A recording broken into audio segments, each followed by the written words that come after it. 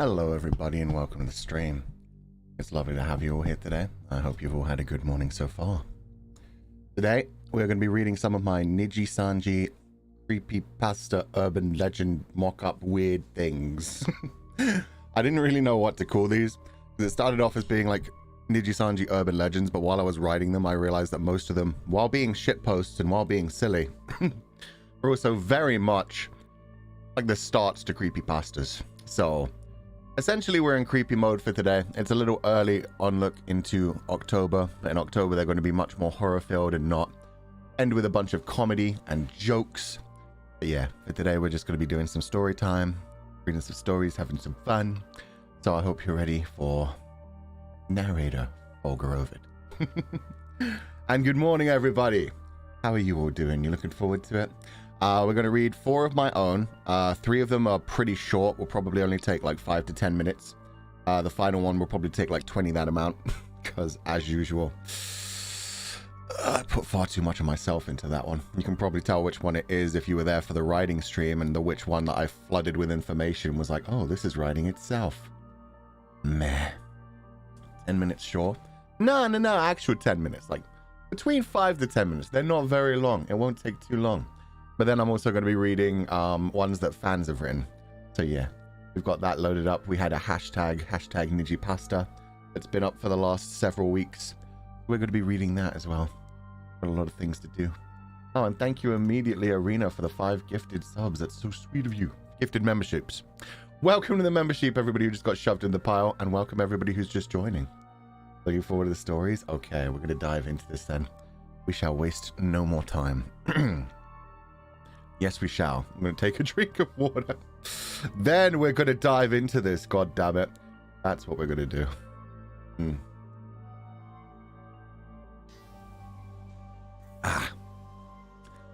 Double streams 3 days in a row is not a good idea. Okay, let's go. The Ebb and Flow of the Siren. With art by @HereIsYY51. A deep breath filled my lungs with air that stung. Exhaling slowly, I watched it rip away in the breeze as it faded into the fog. I hunched my shoulders further, shivering slightly as I walked on. It was early March then, and I was new to this timeline. The place I came from had never allowed me as much freedom as this, and so I was productive as I could be with it. I wasted my days reading or playing whichever games caught my fancy, and my nights wandering the streets once the rest of the world was in bed resting. Each footsteps I took on the stone let out a hollow thud. Even in the night away from the sun, and with only the pale moon and dull streetlights to keep me company, my otherness was ever present. The beat my metal feet played on the sidewalk was steady, regular, perhaps the only regular thing about me. It punctuated the night along with the sounds of the wind and my own occasional shivering sighs. Looking up, the moon caught my eye, as it often did. The fog was so thick that it looked twice its usual size, the light surrounding it seeming as solid as the sphere itself. Clouds danced in front of her, yet she never stopped lighting my path. Her radiance was only dimmed slightly by their passing flirtations. Like a reflection in the water, she waved and beamed down at me. A line from a poem flashed through my mind. The moon was a ghostly galleon, then a lyric from a song, tossed about like a ship on the ocean. They say that no man is an island, but I had always been one in my first life. Unmoving, unsinkable. I was just a part of the scenery that never changed. In this timeline, I'd become something else. I was a ship voyaging into unknown waters. With no maps or stars to guide me, I steered freely into that good night, my sense of adventure burning once more as it had in my childhood. This new route was completely uncharted. So far, I'd followed the roads more traveled and grown bored with their rigid designs. I meandered down the street, taking whichever path called to me, sure that I'd find my way back home when I needed to. Having no destination made the journey more exciting. This art's by Kiyono.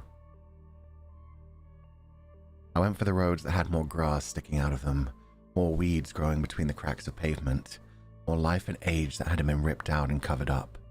The marching beat that had been so steady every night before was becoming more sporadic. I found myself taking long strides to avoid crevices, stepping to the side for patches of flowers, and even jumping over the other nocturnal beings that took comfort in the dark like me. Sorry, I'm gonna clear my throat.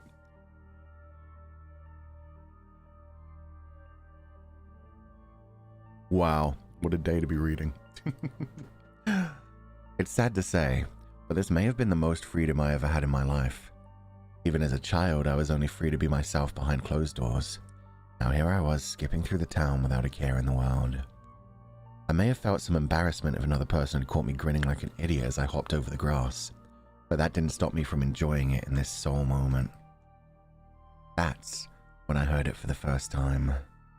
My feet froze in place as I strained to listen closer to whatever was cutting through the silence of the night. It sounded like a high-pitched hum, so quiet and distant that I could only pick up a few notes which rode upon the wind. I stood there in silence for an eternity, listening to that distant melody. Cold and fog were all but forgotten as I focused only on those scattered notes that called to me in the night. Without realizing it, I'd begun walking again, slower now and off the path, roads and buildings only acting as barriers on my way to the song. 2 blocks closer, I was able to make out the song more clearly. The notes rose and fell hypnotically. Before one had faded, the next had taken its place, creating an endless aria that resonated somehow within my very core. My body was moving on its own now, stumbling over the uneven ground and stomping through plants and bugs alike. Some small part of my mind noticed that the bugs were traveling the same path as me, the plants themselves leaning towards the source of the call.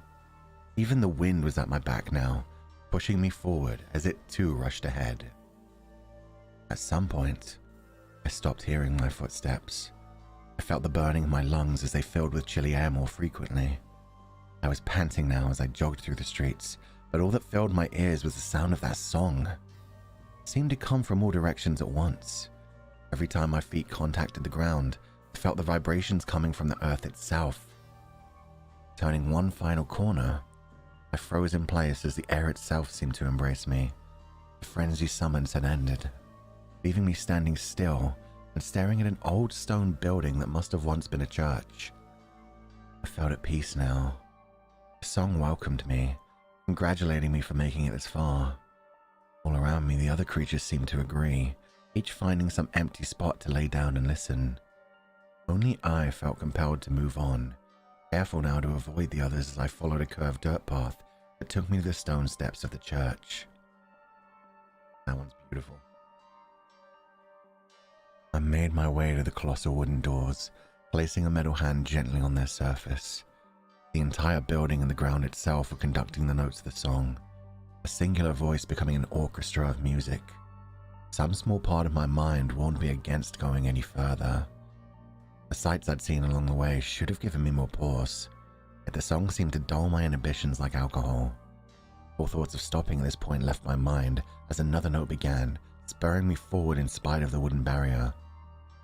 Both doors swung open easily, one falling off of its hinges and crashing down to the ground, dust and dirt joining the fog, create a veil obscuring the interior. It didn't matter. I didn't need my eyes when my ears were so in control. I could only hear the song.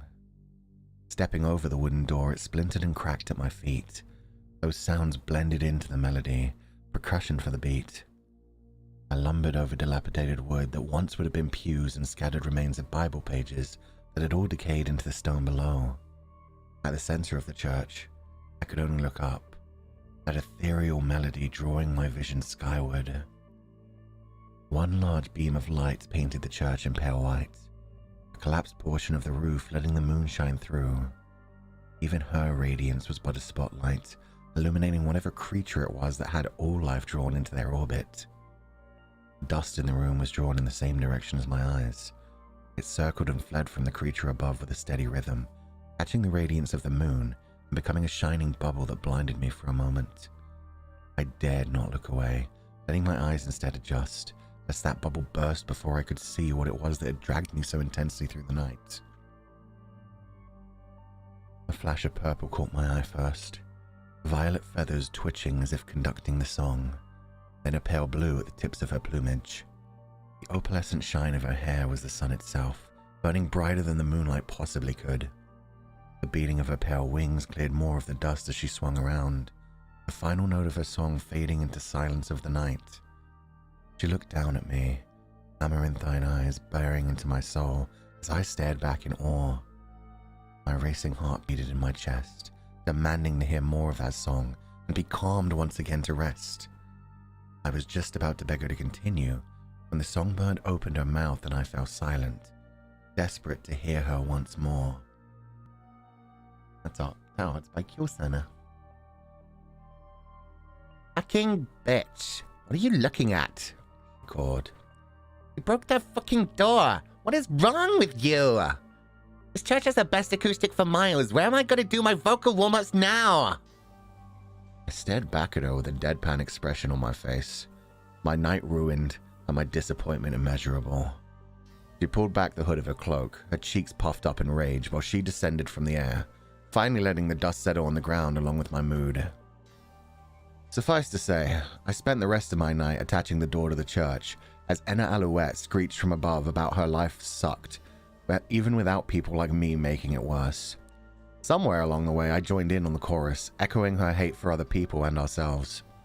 Our conversation only came to an end when the police showed up to issue a noise complaint, at which point we ran out the back door and fled into the night. Should say the end, but it does. Oh, we've been close friends ever since, though I still refuse to acknowledge the songbird of paradise, which called out to me in the night, and the harpy of hell that threatens my sanity as one and the same. The end. So that was the ebb and flow of the Siren. Let me do this. Send it back to the beginning. There we go. That was the ebb and flow of the Siren, one of the first ones that I wrote. That one came to me pretty easily. I thought the idea for that one was really good. The idea of Enna's singing just being so hypnotic, so beautiful. It manages to draw you in, brings you close, and then you get to meet Enna and you're like, oh. Mood whiplash to the max. Yeah, that was the hope. Man, I had so much fun with that one. And yeah. What do you guys think of the writing? I thought that was pretty okay. The writing was tasty as fuck. The story was funny as fuck. Fair enough. Wait, let me grab my comment grabber. Let's make this easier. Should have thought of this before the stream. But I am not a good streamer. Shut up, Futchan. But yeah, that's the first one. Like I said, we have 4 of these. The first 3 are going to be pretty short. The final one's going to be like double the length of the other 2. The first 3 are all going to be roughly that speed. So yeah, not too much. Not too much.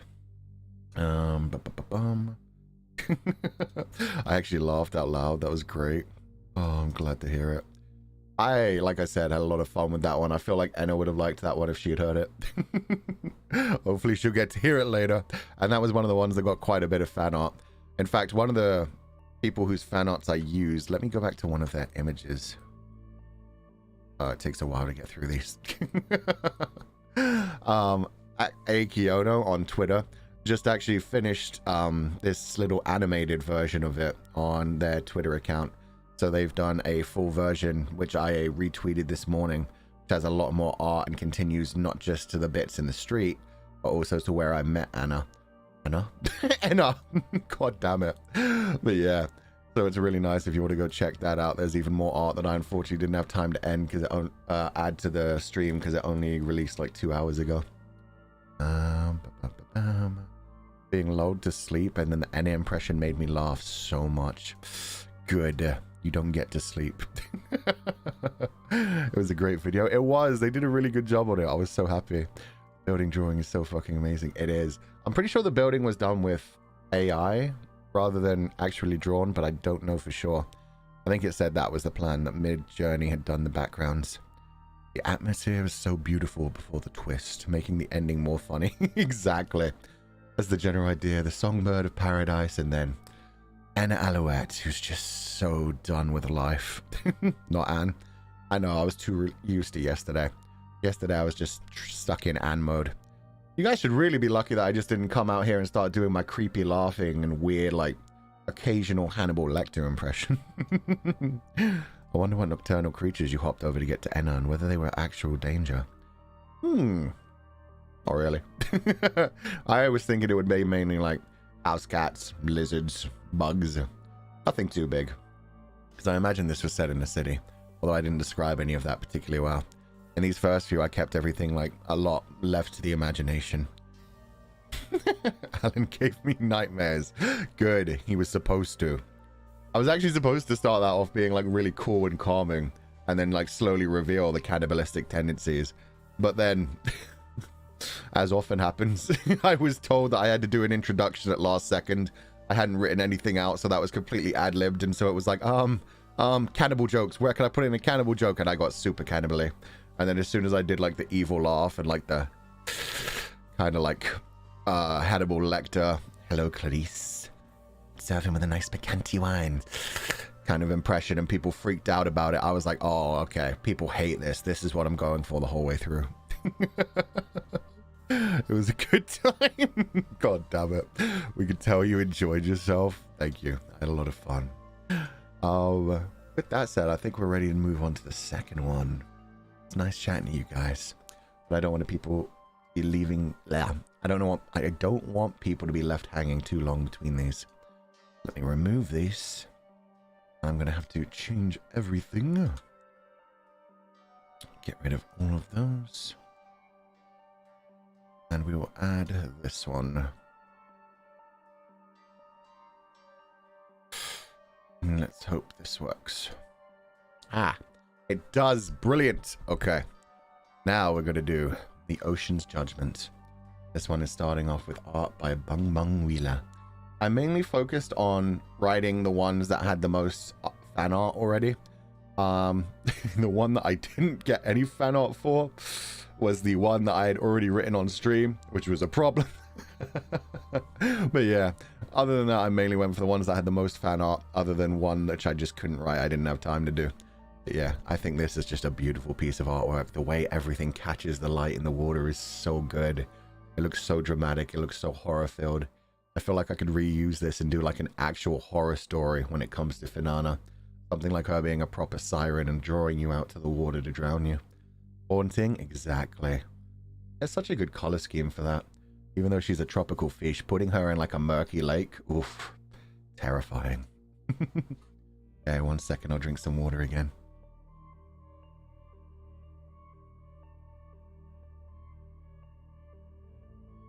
Okay. The ocean. Oh, and somebody asked me earlier who wrote these stories. These first 4 were written by me. If you weren't here for the beginning, like, these are my stories. And then we'll go into fan stories. The Ocean's Judgment. Just 10 more minutes. That's the lie that I told myself over half an hour ago. Just 10 more minutes and I was sure I was going to catch something. Then I could pack up for the day and relax at the cabin. I decided that when the sun first began to set and a chill sprung up in the air, standing knee-deep in the lake water, I'd watched it go from a murky green to shades of orange and pink, finally becoming the pitch-black abyss I was trapped in now. Each wave gave a chance for its surface to catch the light on the moon, those bright flashes spurring me on through my task. Light in the dark, as it were. It was stupid, really. I'd never been fishing before, but I knew well enough that even seasoned veterans had days without a single hook. Regardless, I refused to give up. My legs had long since gone numb from the cold and stillness. Even in power-saving mode, they did a good job of reading the air. More than I could say for myself. Earlier, I had been sure to stretch and move around every little while, wondering if my line was just in the wrong location. Then I'd switched baits and lures, hoping that was the problem. Ultimately, I decided it was me after all. I had been moving and given in too much. How long was it that I'd stayed perfectly still, breathing slowly and losing myself in the patterns that the light made on the water's surface? That's a really beautiful image too. I admitted, just setting the scene. Down by the lake. The rod dripped dramatically, and I reacted in kind, snapping it up with all my force as I grabbed hold of the reel. The movement threatened to tip me over, my core overcorrecting on sheer instinct. Splashing around pathetically, I found my footing once more in confusion. The rod had fallen. I was sure of it. Something had given it a tug, but released it just as quickly. As the adrenaline passed, my eyes became heavy, my mind slowing along with the beating of my heart. I wondered if it had been my imagination after all. Perhaps I was so tired that the rod began to slip from my hands and I saw what I wanted to. Even my artificial body was betraying me now.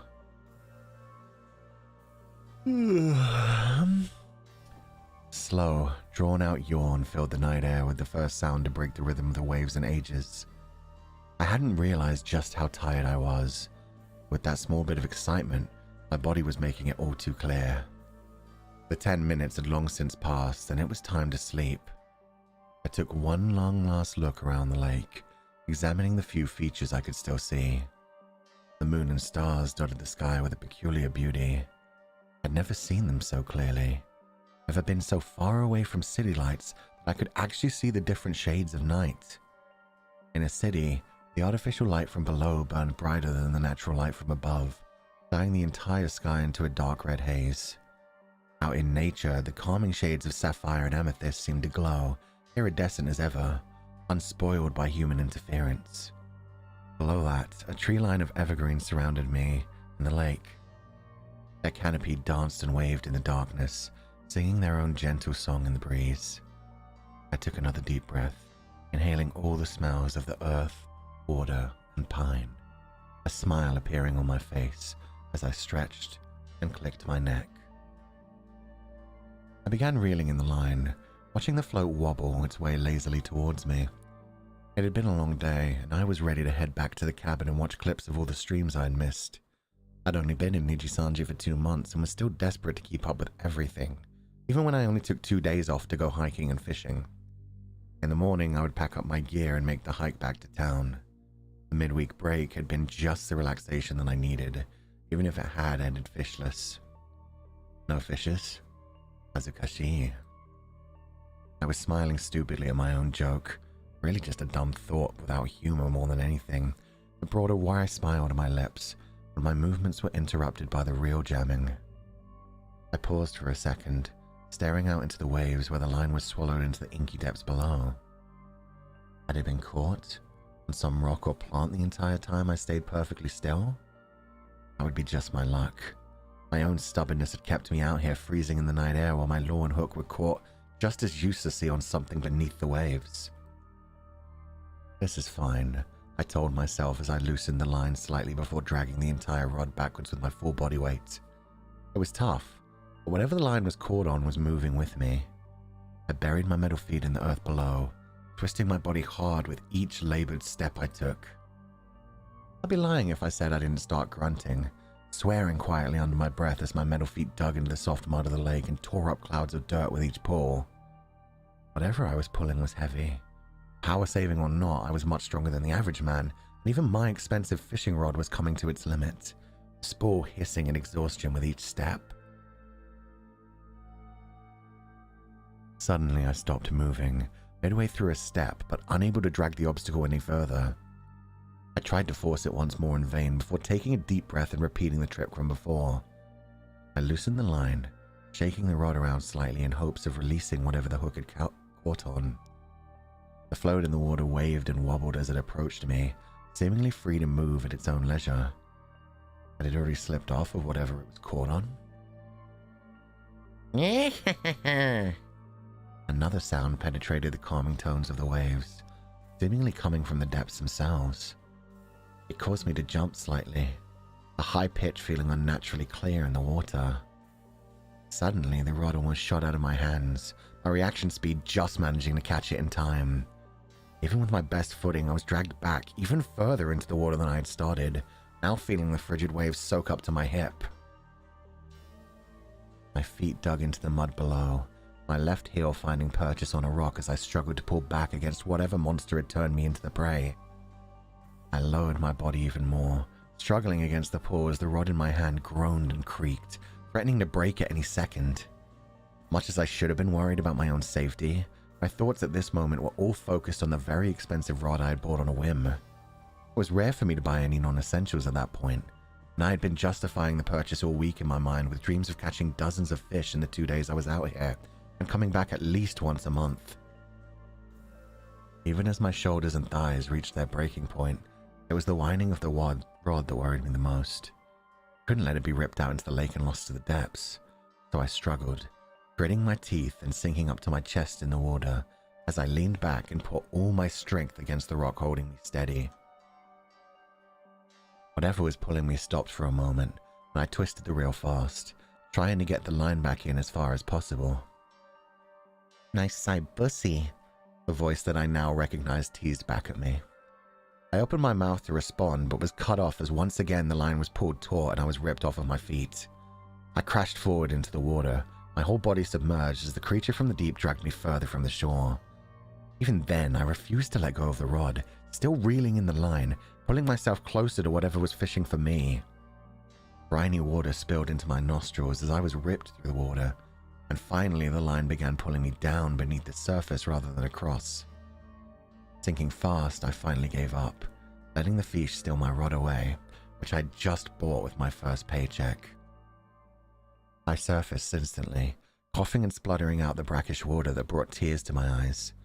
My arms fanned frantically backwards, pushing myself back towards the shore as I kicked and bounced off of the dirt below. I was treading water, keeping my mouth just above the waves, when a green mass emerged only feet away from my own face. At first it looked like seaweed, the mass spreading out from its source in waves of its own that rested on the surface of the lake. Then 2 purple orbs emerged with it, fixed on me with their own luminescent glow. I kicked harder now, more frenzied than ever, but the mass matched my speed exactly, those violet irises burning with malicious intent. Something under the water brushed against my chest as I fought to swipe away the creature. That same high-pitched sound pierced the night once more as the form in front of me grew in size, revealing even more of its form. "Yeah," she teased. That same voice she had used while mocking others in Valorant and Among Us. Turquoise fins and purple flowers rose out of the lake as the entire head of Finana Ryugu came into view. Her mouth was twisted into a smug, toothless smile as she floated there for just a moment. I was stunned into silence, no longer fighting to swim away. She was stronger than me in the water. I could only accept my defeat, but it was the silence paired with that sneer that annoyed me even more. In my confusion, she just grinned back at me, finally uttering a single word. "Hard," before she submerged once again beneath the waves. I pushed myself further out of the water, getting my own chest out of the chilly lake before I finally let myself breathe. The breaths were coming short and fast, a combination of the chill of the night air and the shock of the whole experience rocking my body in fast spasms. My hand went to my chest to feel my heart, and I realized it was right around there that Finana had brushed against me. I let my body acclimate for another moment before I finally realized what had just happened. The rage in my chest warmed my body. The fiery fury allowed me to cool out to the water itself. "You don't fucking say that, Hard! The water is freezing, fish!" There was silence for a while as I huffed and puffed my anger away, breath by breath. My fishing rod finally breached the murky waters, appearing right next to me, the line now fully reeled in. I snapped it out of the water and trudged out of the lake, indignant at the nipple check I had just received. God damn it. I still find that one very fucking funny. The nipple check, yeah. That's what we were going with. A lot of these were just like, yeah, essentially shit posts that we wrote into like proper little horror stories with a cute little silly end.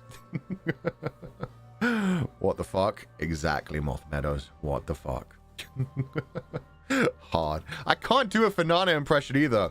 Like, I know exactly what I want to do when I wrote out the like, I can't do it. She has such a good gremlin laugh when she wants to. And even just like the word hard. Hard. There's just, no, I can't hit a Finana voice, man, whatsoever. Just the right amount of sus. Good. Good. And somebody pointed out during that, which I hadn't realized in all the times I'd been reading it. Oh, God, that I reused the word rod just continuously. Rod. Too good, man. I'm real mad, as you should be. Finana should make everybody mad, everybody angry. Your voice is so warm. Yeah. At least my voice is nice and warmed up now. For some reason, when I started, I had to clear my throat like every 10 seconds. It sounded horrible. It just sounds like Waluigi. I can do Waluigi. I could hear her voice. That's the thing. If you read it, I'm hoping you can just like see it and be like, ah, it's Fish's nya. It's her teasing laugh. I get it. It was a magnificent rod. It was until the depths took it below the waves. Which I'm thinking of rods again. How dare not, Sean? No, I was thinking of the water, of fishes, of dinner. Wanted to catch me some trout. Cackling, this is great. I'm glad you enjoyed it, Shelby. Oh man, I had so much fun. Alan Bink, please.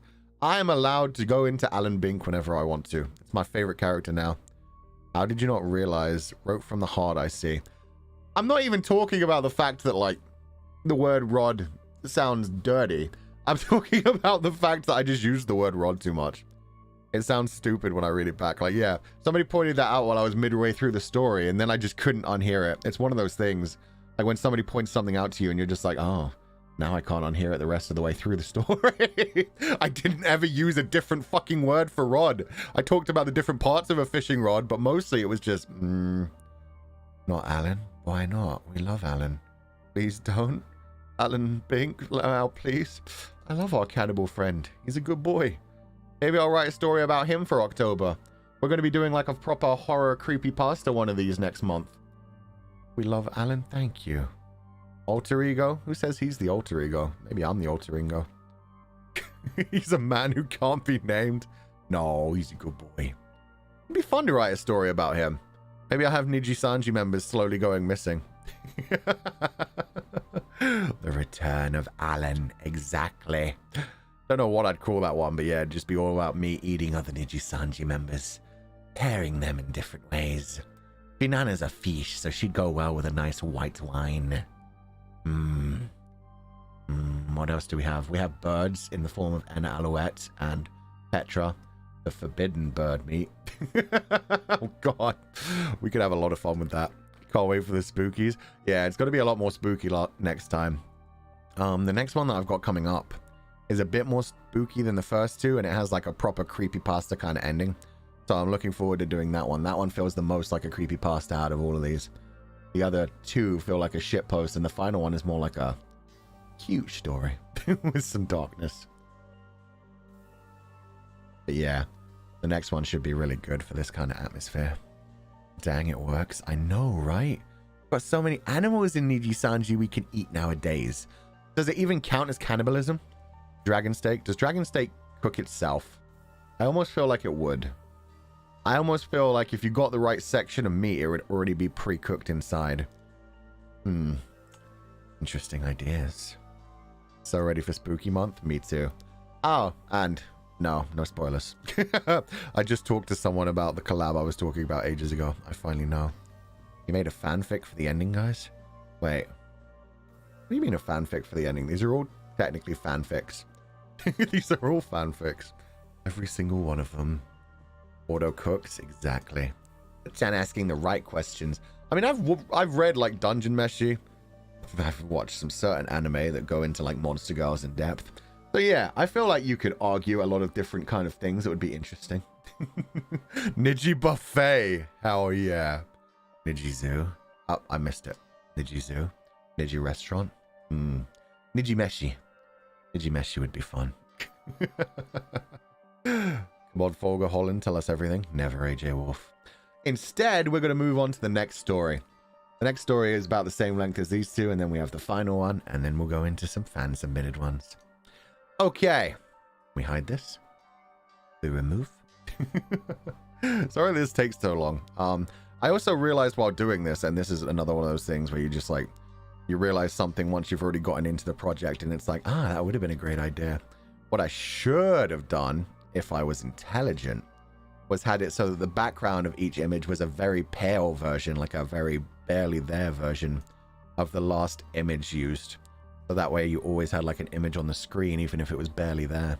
Would have made it more entertaining to read. But now I know to do that for next time for the creepypastas. We are learning as we go. Trying to make things more entertaining even as we read them. Okay. With that said, The one I got absolutely no fan of. Boom. The promised Pomuland. I just straight up stole her thumbnail. If you ever watched the He's Learning Graphic Design, as you can tell by my usual white text, black background, or black text, white background, graphic design is my passion. But yeah, no, I stole her Minecraft thumbnail from where she did the creepy "I'm Pomu" shit. Don't worry about it. Everything looks normal.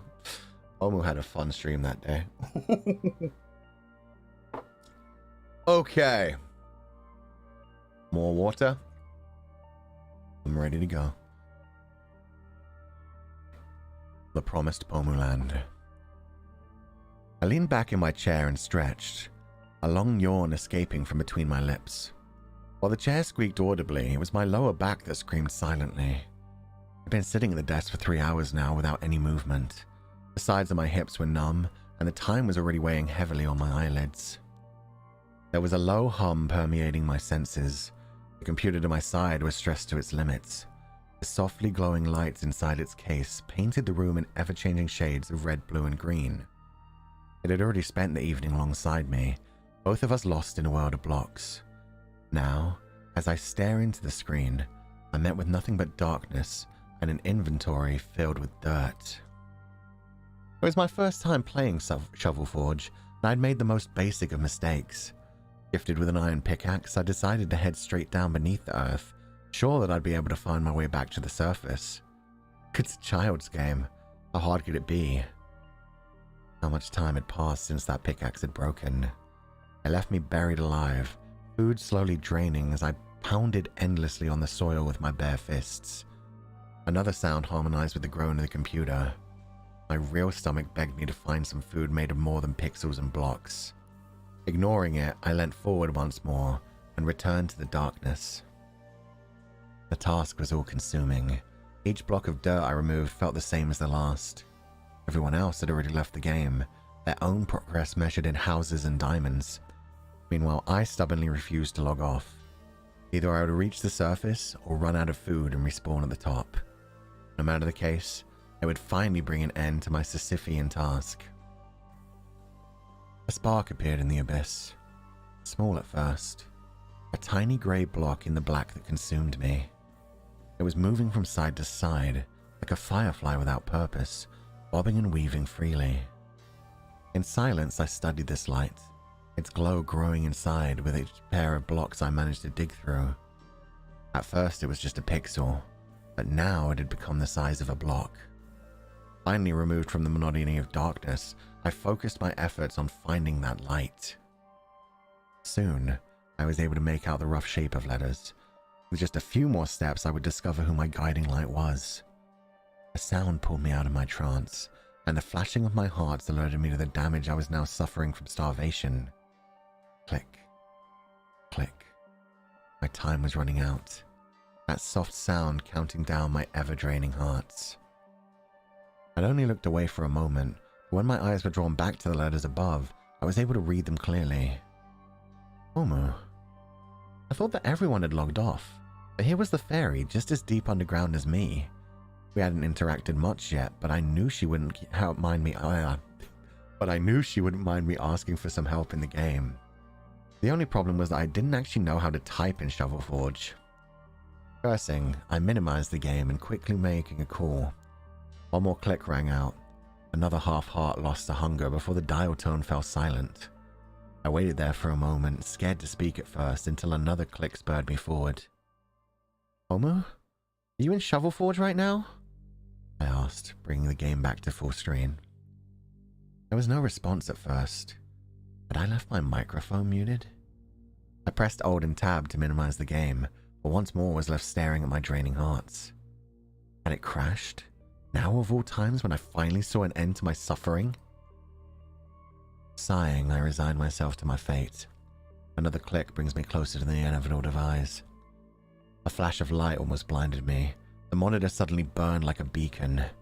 Having adjusted to the darkness, it took me a moment to see the bright colors that now enveloped my screen. Gold and green flooded my vision, as well as two burning embers. The red eyes of Pomu now staring right at me. "Chan, you need some help?" she asked, bright as her avatar. Her voice made me jump a little, the silence of the game having only been broken by the clicking of my health for the last minute or so. "Oh, Pomu, can you hear me?" Silence again. I took a few steps backwards, her avatar glitching slightly in the dark. She carried a torch, but there seemed to be some sort of graphical error on my end. The dirt around us was finally visible, my prison revealed in all its dreary glory, but the fairy avatar in front of me would flash red and black at random.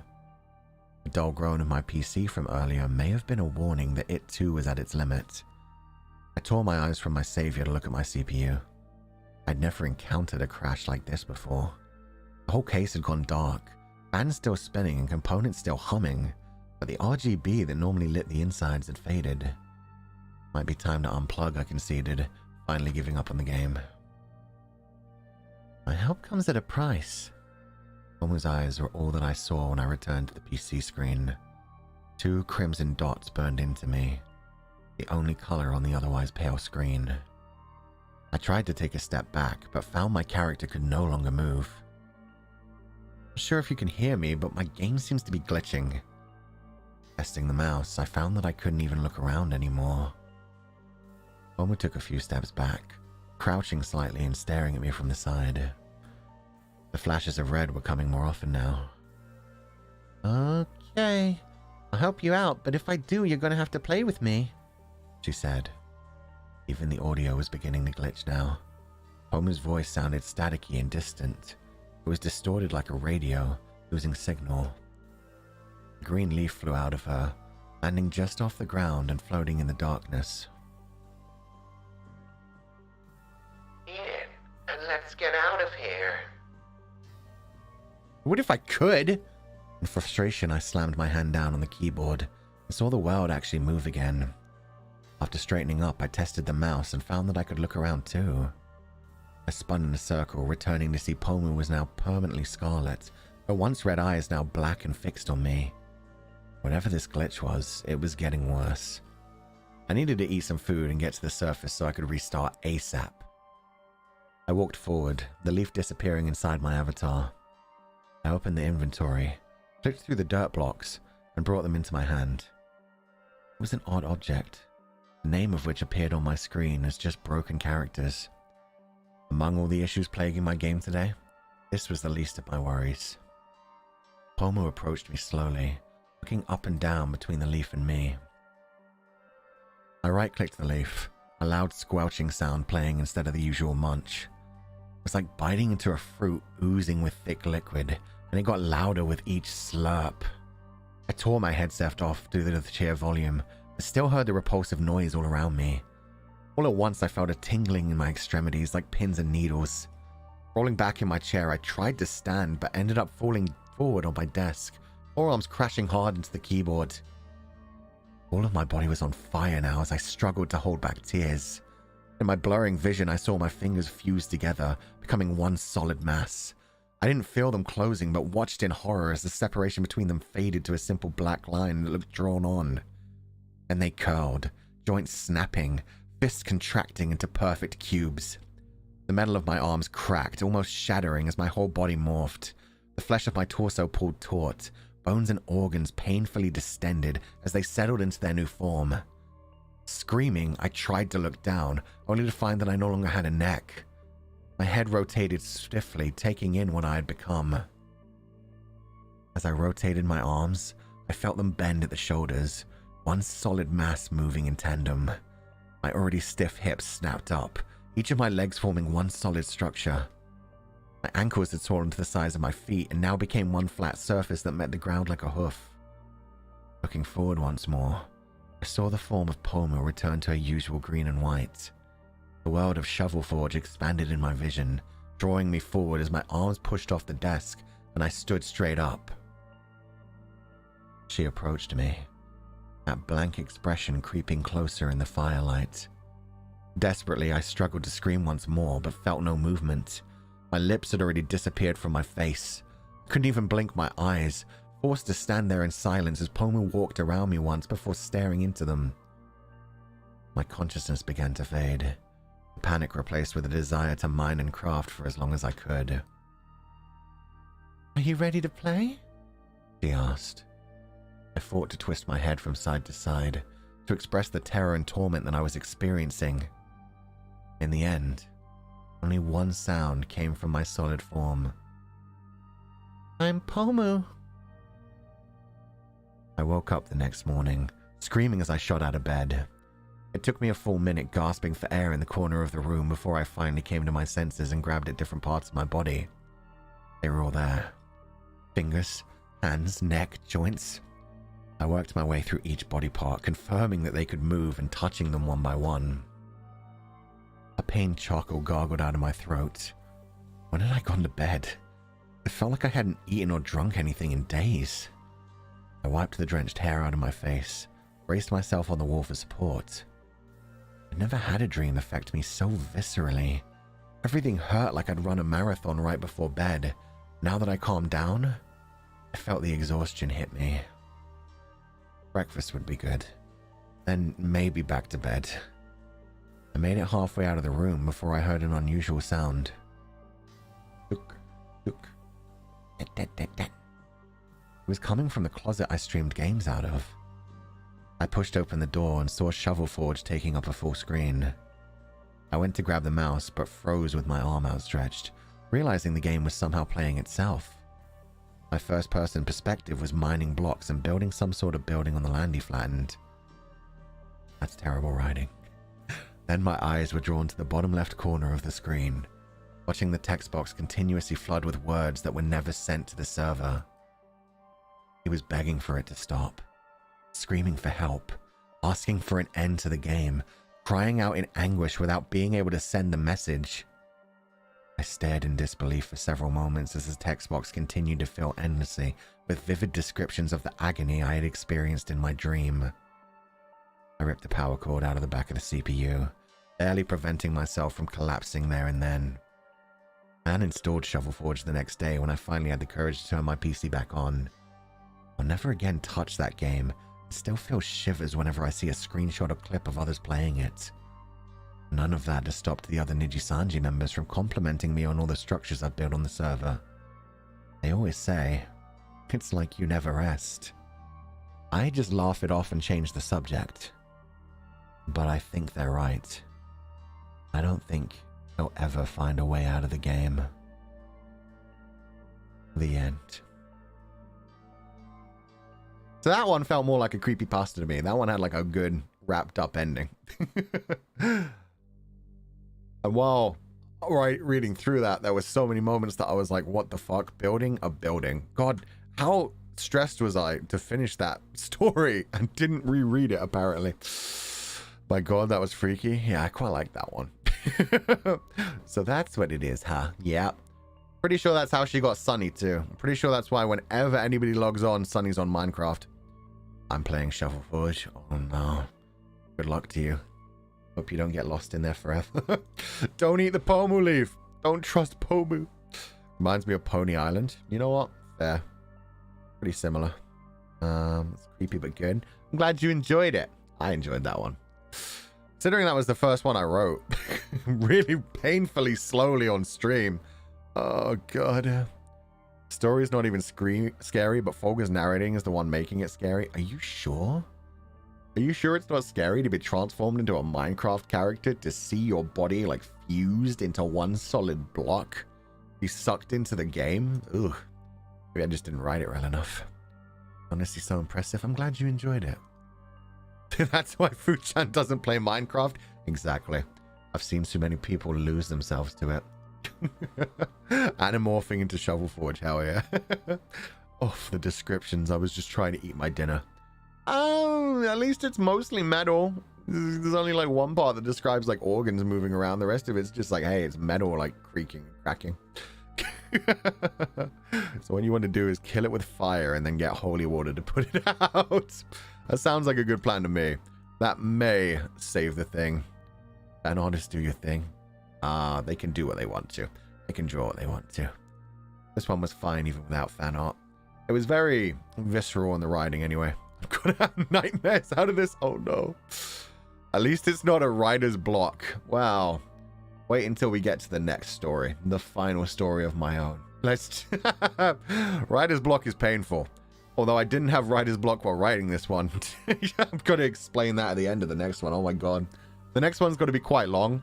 And yeah, it's because everything just kind of flooded out of me to the point where it's basically just a short story at this point. It's stupid. But I decided to just keep it all in. Fufu's reading voice is so comfy. It makes me sleepy. Feel free to go to sleep while listening to these. Hopefully you'll have some interesting dreams about Nijisanji members. Oh man. I want to taste pomu leaf. I need that. I hope you have fun when you do. I wouldn't go near this stuff. Writer block is the real horror all along. Damn alright. So excited for this one. I hope you are. It's long, but it's silly. Thankfully, it's morning for me. Okay, so you're free for now. Don't even worry about it. This would be terrifying with fan art, but I'd love to see it. I can't even imagine the fan art. I mean, I think, like, there are so many people who made, like, 3D models for all of us as well. And, like, create fan art and thumbnails for us with those. So that would be kind of terrifying. About to have those melatonin-type dreams if you sleep while listening. God damn it. Oh, man. We will have a nice Niji members dream. I'm sure you will. I'm sure you will. It'll be nice and chill. Very relaxing. Alan Bink is more terrifying. Alan Bink's a good boy. I don't know what you mean. He just wants some meat. He just needs some protein. He likes to take care of his body. So he eats only the best. Oh no. Can't fall asleep on stream. I was about to fall asleep and then the streamer started yelling. I thought someone broke into my house. That sounds like a poor choice. Happens a lot when I fall asleep to streamers as well. Fall asleep during a relaxing point and then they get to a hype point. It just happens. Not always the best to fall asleep to. It's scary enough playing the game in survival mode alone. This is going to scare me more. If you get afraid of... Yeah, if you get afraid of freaking survival mode in Minecraft, pretty much anything will scare you. Sleep paralysis and then it's shovel forge. Pain. Pain and suffering. Ogre in Shovel Forge was also just hungry. Yes, and he can never eat. He can only mine. Mine and craft. Okay, now we're going to go on to the next story. Hope you guys are ready for the final one of mine. I'm looking forward to writing the horror ones now. After that, yeah, I feel like I'm going to be very relaxed while writing. I realize that I like writing shit like that since I read so many creepypastas. That's so much fun.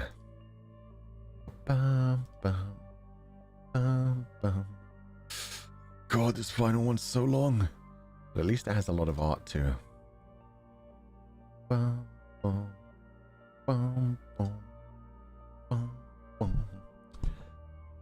Okay. Violet Delight. And this one has art started by @Arinatira. Yeah, I figured you guys would know it was this one. This is the one where, when I was writing the synopsis of it, it just flowed out of me easily. It was very easily to go through, and I was like, ah, yes. This is a fun time. And when I started to write this one, well, you'll see exactly what happened, where my mind went to, and how easily... The plot line of this one, somebody struggling to write something, just seemed to flow out me very easily for some reason while I was spending 4 weeks trying to write 4 incredibly short stories. So this one's got to be a long one, but we'll get through it. And then we'll go into user submitted ones for a little while, which are all very short. I looked through the tag the other day, and yeah, most of them are just like very simple, probably be read in like 2 to 5 minute ones. Kind of like the ones that I wrote on stream, like the basic synopsis of things. It's very short and snappy and actually, you know, good. Rather than the shit that I wrote. Struggling to write about writing struggles? Oh yeah, okay. It's time. Our final story of the day, night, whatever. Violet Delight. In silence, I sat in front of the PC, my hands resting on the WASD and shift keys, and my mouse. It would be easy to give up for the day and double-click on the little black and red Valorant icon.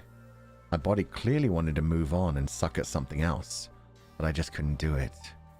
Bright white light burned into my eyes, searing my entire mind as I continued to stare at the empty text document. Violet Delight. That was as far as I'd gotten. I gave the story a title without even knowing what I was going to write about. At this point, it could easily be a drink recipe, an erotic fan fiction, or what I had actually intended, a blog post about Uki Violetta. Steam rose gently from the cup of coffee beside my mouth, the scent of which called to me, even more enticing than the game I could be playing. I took a quick sip of the drink, letting its flavor rest in my mouth for a moment before swallowing. It was decaf since my body hated caffeine, but the placebo effect kicked in instantly. I was awake. I just needed to know how to start the story.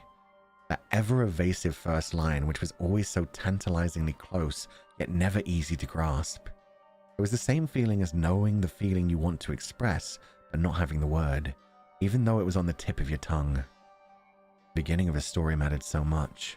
It decided the tone of the piece and even whether the reader would bother to continue it at all. The first 2 paragraphs always had to be perfect. Or maybe I was just overthinking it. My hands rushed from key to key, typing out the phrase, "once upon a time," before I slammed them onto the entire keyboard. Ah, yes, my magnum opus. Once upon a time. I took another drink of coffee, slamming the cup down decisively on the desk. It just wasn't a good day for writing, I concluded. That kind of thing happens all the time. There are days you find yourself writing pages upon pages, some of which may actually be usable. And then there are days, weeks, or months sometimes, which you stare at a blank page, drinking lukewarm coffee until you finally load up a game or hop onto Discord to chat with friends. This was the latter. The most latter. It was late summer and I was soon to be a senpai, desperate to find my own niche in Nijisanji, but unable to find any kind of unique selling point for my content other than the ability to not shut up for hours at a time. Writing may not be the right direction either. I didn't have much of a voice. I couldn't grasp the complexities of English grammar or prose, and I often tried to make myself sound smart by using phrases I had read by actual writers that didn't fit, and dragging out long sentences as if I was speaking them aloud. In short, I just wasn't any good. At anything, perhaps. I was lucky enough to get accepted into a dream job where I could literally create whatever I wanted, and all I had done with my first 6 months was the bare minimum. Imposter. Sussy baka, as the kids might say. Perhaps it was time to call it quits, move on and just let myself fade into obscurity. I grabbed my phone, stretching my neck as I stood up from my desk. Some food was a good next step. Then perhaps some reading, or more likely watching someone else's streams to get the creative juices flowing. Hopefully something would actually click before I spent the whole day watching other people stream and wasted another precious day off. I was too lazy to cook anything and far too hungry to wait for a delivery, so I grabbed whatever was in the fridge. Albin probably wouldn't notice half of his stir-fry was missing. If he did, it was as easy as saying I hadn't seen it. Sunny liked taunting others as they raged. Hugo seemed suspicious even when he was innocent because of his nervous temperament, and Uki always refused to answer when people asked him about some wrongdoing, simply walking away with an "anyway," or "bitch," if not a sassy comment to go with them. I lied as easily as I breathed. No one ever expected the mature Fuchan to have stolen the food, used the last of the shampoo, or shoved the large box into the bin and left it overflowing. The grin that had spread across my features wilted instantly as I shut the refrigerator door to find Uki staring right at me. My eyes slowly descended to the bowl of food in my hands before darting back up to meet his own expressionless gaze. "Hey, Ukiki! You getting some more food?" I asked, lowering the bowl even more out of shame. His amethyst eyes penetrated me to my core. I found it hard to meet his gaze, with the one brighter eye searching me like a spotlight. It burned away all the darkness I hid behind my own eyes. No pretense or lie worth uttering to the psychic. It really did shine like a star. I found myself transfixed for a moment, lost in the cool light radiating from Uki, until he finally blinked and I was freed from the spell. I blinked as well, rubbing the sleep away from the corners of my eyes and backing away to leave when he stopped me with a simple phrase. "Ufu-chan, this is for you." I'd already turned away, but now spanned back to see Uki holding out an ornately decorated fountain pen in both hands. The pen was a vibrant purple that matched the darker of Uki's eyes, with silver furnishings that complemented the look. At the end of the cap was a small purple gem that seemed to draw in the light from around it. The center was a warm amethyst which sparkled gently in the light, but the edges were more like fine obsidian. It's almost translucent other than a dimming effect. Staring into it gave the effect of being drawn into the night sky. I took it and brought the pen closer to my face, looking more intently at that violet abyss. That was drawn by DMWGC Dark Moon. It was really nice. Even though it's a quill rather than a fountain pen. Good enough. Still beautiful. This looks expensive. Are you sure you're fine with me? When I finally tore my eyes off the gem, Uki was already gone and my sentence trailed off into silence. I pocketed the pen and took my pilfered stir-fry to the living room, stuffing my face while I watched clips of other Nijisanji members. Once the meal was gone and the dishes were quickly washed and returned for less suspicion, I went back to my room and stared at the PC screen. The bright white of the word pad stared back at me. Violet delight welcoming me back into the room while the blinking black line taunted me. On and on it flashed, the only mark on an otherwise untouched page. My eyes glazed over slightly, wondering if there was anything else I could do to pass the time on my off day that might count as being productive. I stuffed my hands into my pockets, more for comfort than anything else, and found instead a cool and metallic sensation that rivaled my own fingers. I turned the pen over in my hand, staring at it for a few rotations in admiration. It really was a beautiful pen. The purple was so rich and warm, the silver caught the light so well, and that gem was like a black hole, impossible to escape once it had you in its hold.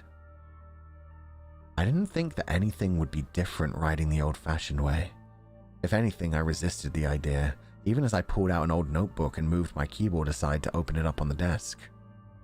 This was stupid. I was just going to end up sitting at the desk again, this time letting the ink of a fountain pen drip down onto a page of paper rather than seeing a blinking line staring back at me. Nonetheless, I did just that. Part of me, of course, wanted to believe that inspiration would magically hit. Removing the lid, I slid it onto the back of the pen, a faint click ringing out in the room. I lowered the tip of the pen to the paper, wondering exactly how I should start the blog post. The gem at the top of the lid once again captivated me. I stared into the violet glow as the darkness stared back at me. There's only one obvious start, I realized. Not to the blog post, but to this ridiculous fantasy I was having. I lifted the pen to the very top of the page and scrawled in my terrible handwriting, Violet Delight. The pen even used a deep purple ink, with the nib being thick enough to do calligraphy. The title looked far more impressive like this than in the plain Word document. I chuckled at the pointlessness of it all, bringing the pen nib down to the next line as if I was going to continue, sure that would be its last resting place. Instantly I had it. It was so simple. Start with reality and build from there. I began with me and Uki meeting in the kitchen, and instead of him giving me a pen and disappearing, we had a deep conversation about his past. The story shifted from me being the third-person protagonist to Uki as a first-person narrator. I wrote of the institute he was raised in, horrible conditions he had to endure. The story even expanded beyond that to tie in the current conversation between me and him, how the themes affect him even now. The contrast between his expressive and outspoken childhood and his quiet contemplative present forged into him by those who should have been raising him. Another one by the same artist. I think these are mostly by the same artist. My phone alarm was what finally broke me out of the trance that I had found myself in. Without realizing it, I had scribbled into the notebook for 7 straight hours, and it had gone from early afternoon to late evening. I stared blankly at the notebook in front of me, flicking the pages back to the beginning and reading briefly through my work. It was a masterpiece.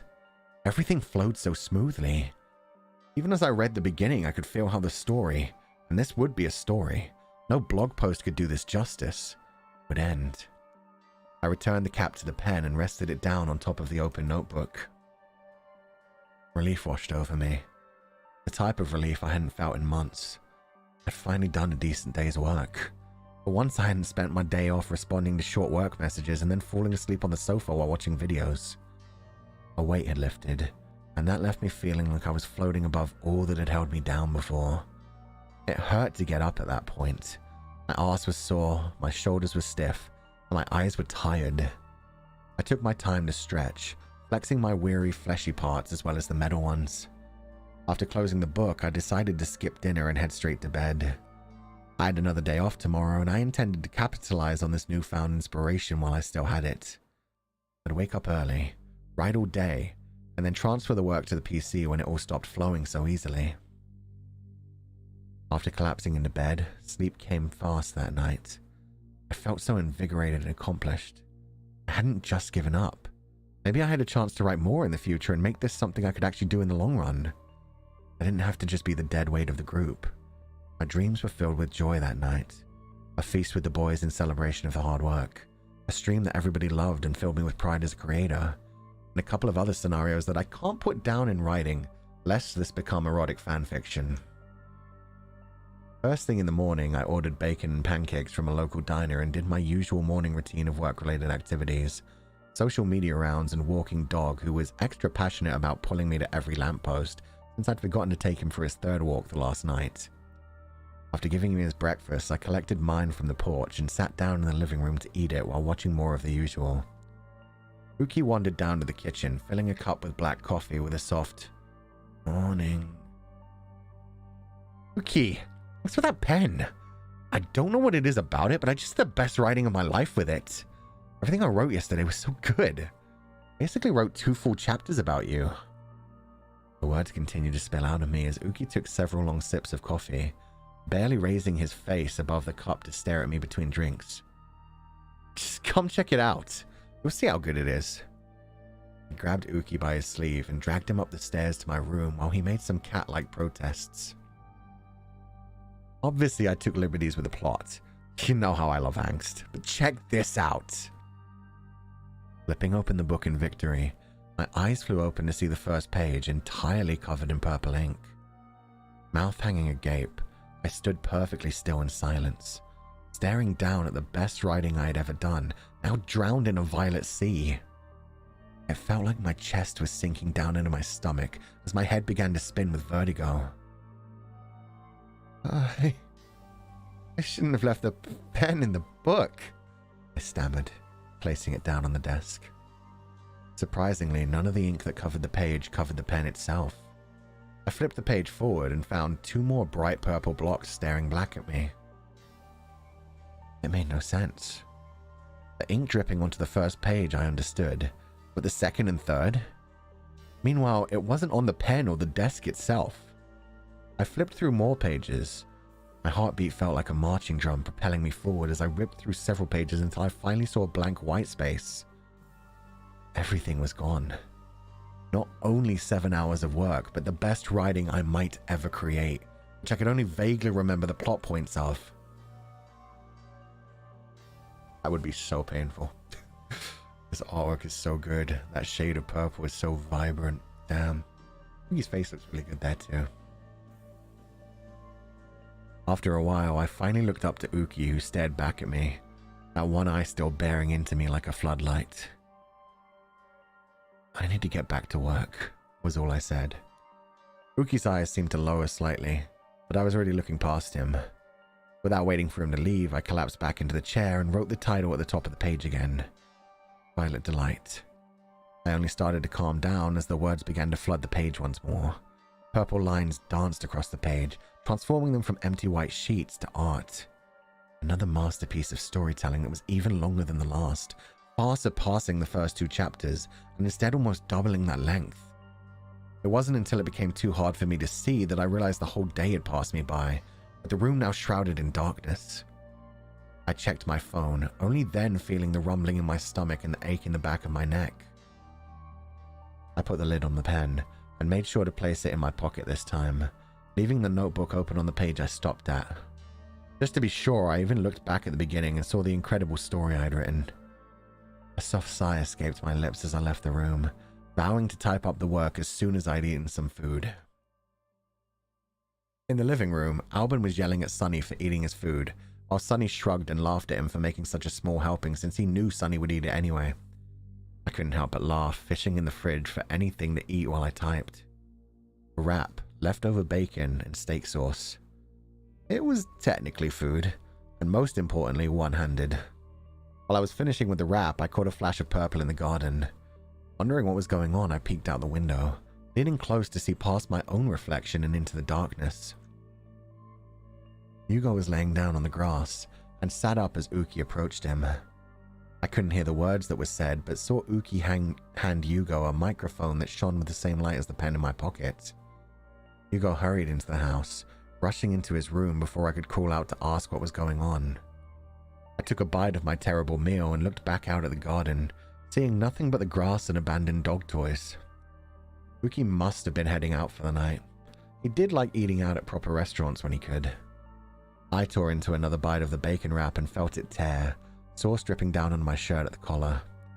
I wiped it away with a hand, not bothering to be any less than the base beast I am, and headed back to my room. Oh, beautiful artwork. They did a whole comic for this one. It's so sweet. By DMWGC Darkmoon. By the way, if anybody wants to check out the art or artists that have been featured in this video, feel free to check the description of this video. I made sure that all of them were there. I turned on my computer before the lights, the room glowing with a pale light before warm amber flooded every corner. Grabbing the notebook, I examined a few of the pages and made sure that the writing was safe. A sigh of relief escaped my lips to see them all there.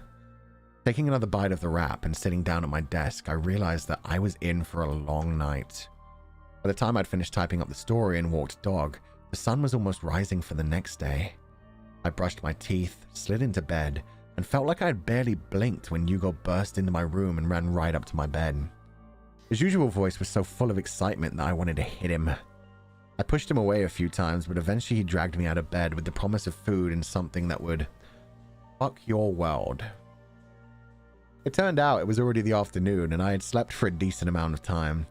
Spending 2 days in a row at a desk was just not great for one's vitality. The rest of Noctics were already in Hugo's room, and I found a spot to stand in a corner and began tearing into a donut that got me here while they all found spots on the bed or floor. Again, beautiful damn artwork. Oh my god.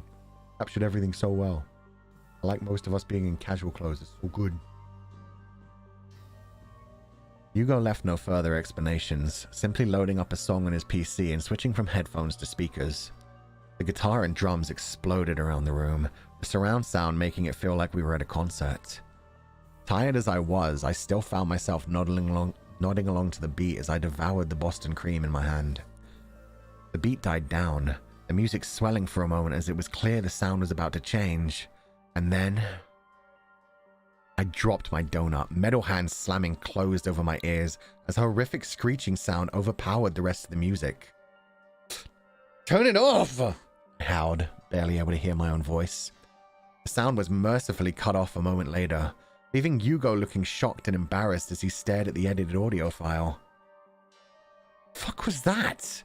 I asked, rubbing my ears with the palm of my hand. "It didn't sound that way," Hugo whined, clicking around the program. "I recorded a whole album last night, and each track was bussin' when I finished." Can't do a Hugo impression. "No one's been corrupted. Check this, though." Another song started playing, thankfully much lower than the last one. A much softer track that was slow enough to suit a ballad poured out of the speakers, and I found myself smiling. Hugo was getting more confident in his song choice, not just sticking to rock anymore. I was happy enough about that until the recorded voice was supposed to play, and once again a horrible screeching sound erupted from the walls. "No! Fuck! Fuck! Fuck! Fuck!" Hugo switched files, moving on to the next song, and simply skipping ahead to hear more screeching notes. "I did it myself! They were amazing!" My eyes locked onto the purple microphone propped up next to a guitar and drum kit in the corner of the room. Then they moved to Uki, who stared passively at Hugo. He simply shook his head side to side and left the room in silence, while Sunny and Alban both consoled the DJ as best they could. Usually, I would be right there with them, but I had a sinking feeling in my gut that wasn't caused by the fact that my donut was interrupted. Stepping around that mess on the floor, I returned to my room, my hand gripped tight on the door handle. I closed my eyes and took a deep breath before heading in, and seeing exactly where I left it, the notebook still closed from the night before. Sucking air through my teeth, I flipped it open and groaned at the sight of bright purple pages staring back at me. It seemed obvious after the Yugo incident, but I could still feel the pride I had felt twice leave my body for good. I turned on my PC and loaded up the WordPad file from yesterday, having to close my eyes in disgust as a bright purple page appeared with that blinking black line staring me back, right underneath the words, Violet Delight.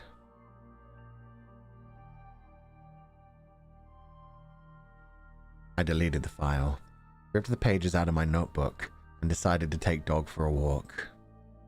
It was 2 weeks later that I finally got up the courage to try some writing again. Prepped with hot coffee, a general idea of what I wanted to write, and a readiness to fail, I took my time, stumbled from sentence to sentence. I managed to get down 2 pages of coherent text within 3 hours. I'd probably hate it the next day, but at least it was actually going to be there the next day.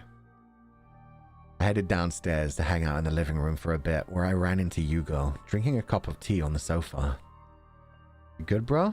I asked, sitting on the chair to the side. He nodded at me, sipping the tea in silence. Yugo had tried to re-record the album again multiple times, refusing to use a different microphone at my suggestion.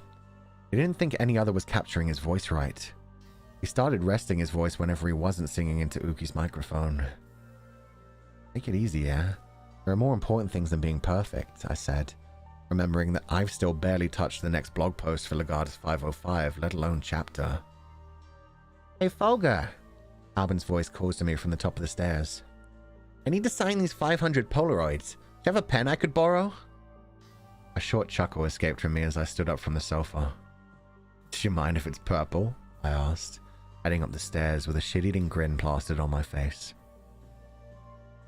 The end. That's so mean, as it should be. We always get back at Albin Yan.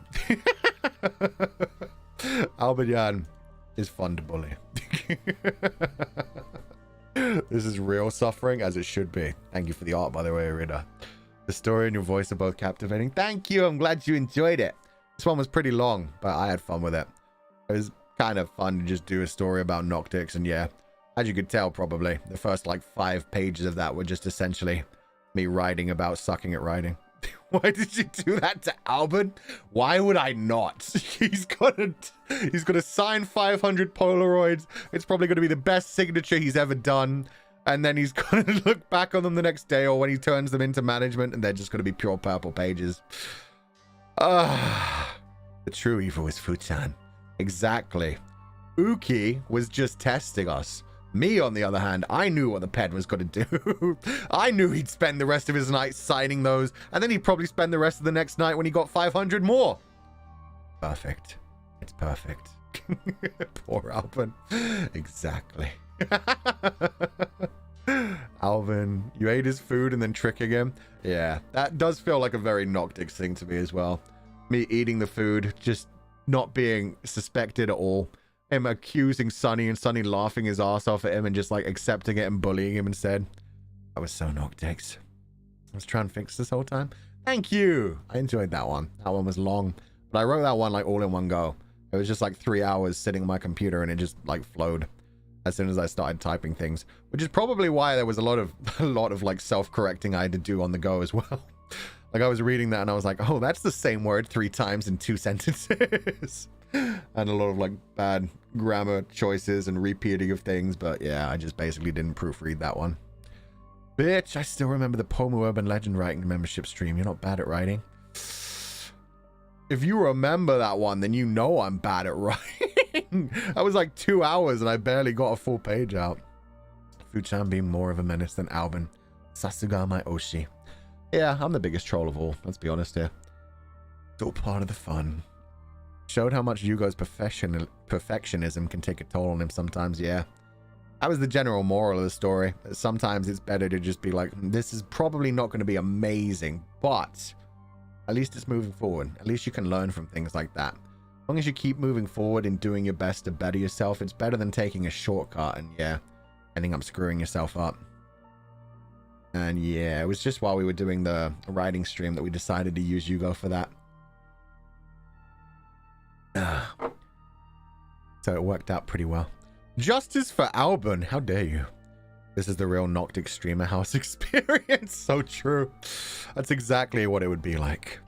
Alban trusted you and you betrayed him. It's always Alban. Everything always returns to Alban. Just Alban. I feel like you captured both of your urges to make perfect content. I don't know about that, but I had fun no matter what. Yeah, that's the important thing. So good at this. You're too nice. Fuchan needs a proofreader. He doesn't see his own mistakes.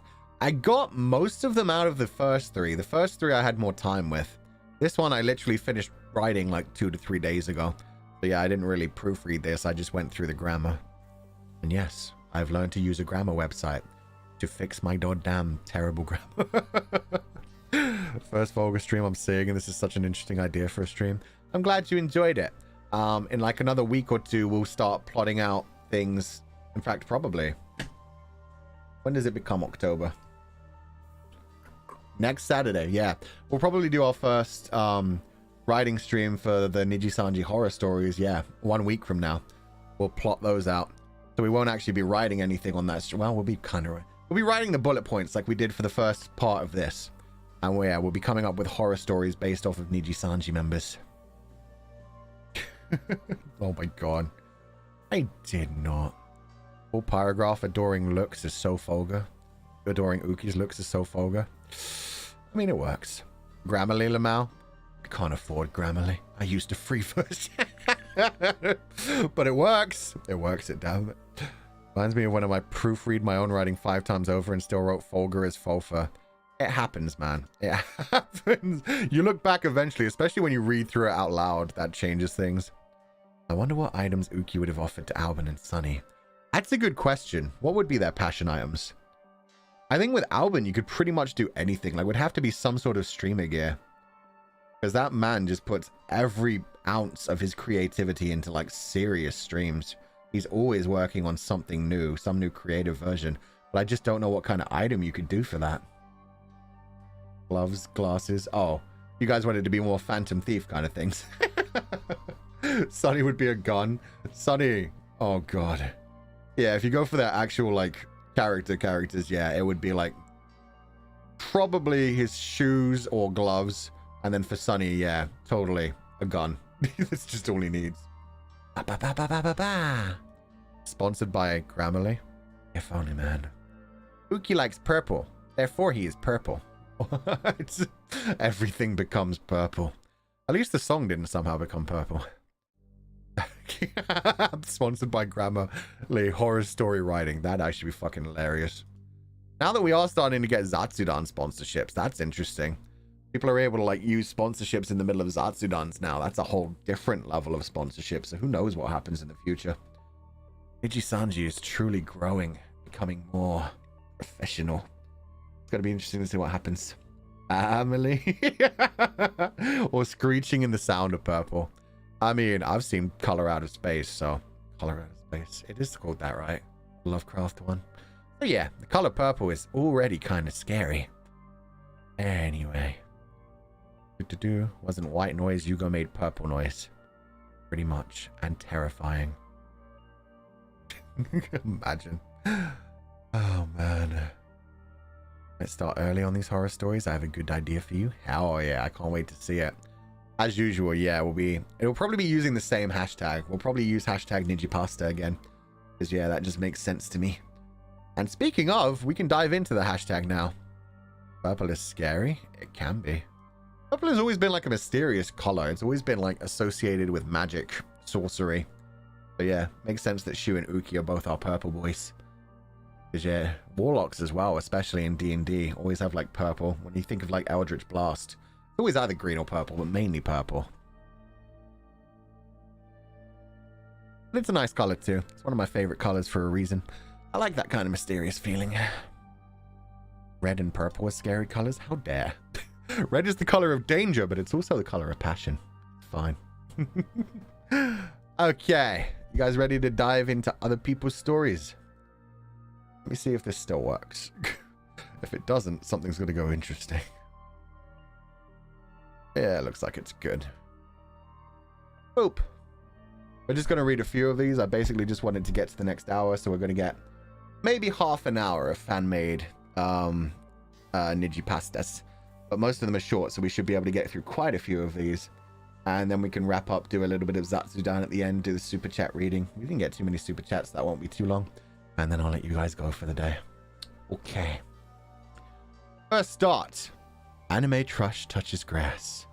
Trigger warning. Possession and mild skin horror. Interesting. The Legend of Possessive Moon Spirit. And sorry for light mode. Oh, you should be. This is supposed to be horror. But this is made by Anime Trash Touches Grass. So let's dive into this one. Yeah, perfect. Nope, not perfect. It goes too high. What the fuck? It shouldn't go too high. 1 second. Sure, I fixed this properly.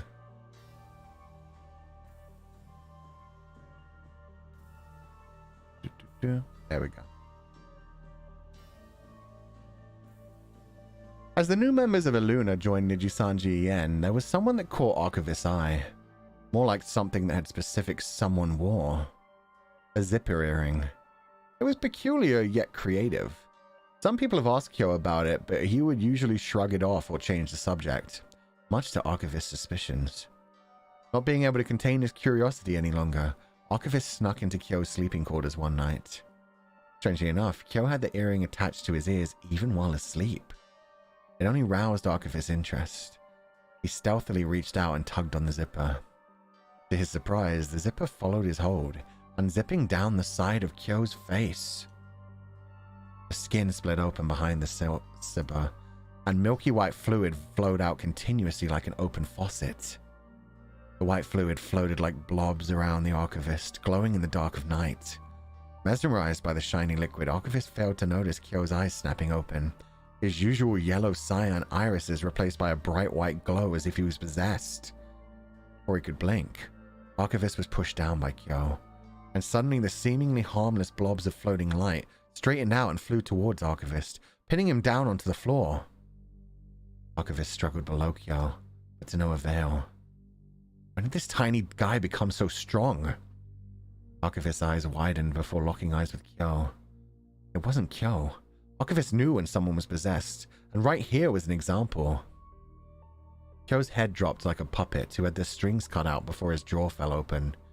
More of the silvery fluid tumbled out, dimly lighting up the dark room. Staring in horror, Archivist's whole body froze as it started absorbing into his skin. First, he felt the control of his limbs slip away. His body could only lay limp on the floor. He felt all the hairs of his body stand in fear, and cold sweat trickled down his forehead. Next, black spots started dancing around his vision, and the last thing Archivist saw was a big grin on Kyo's face, delighted to get another body without even trying.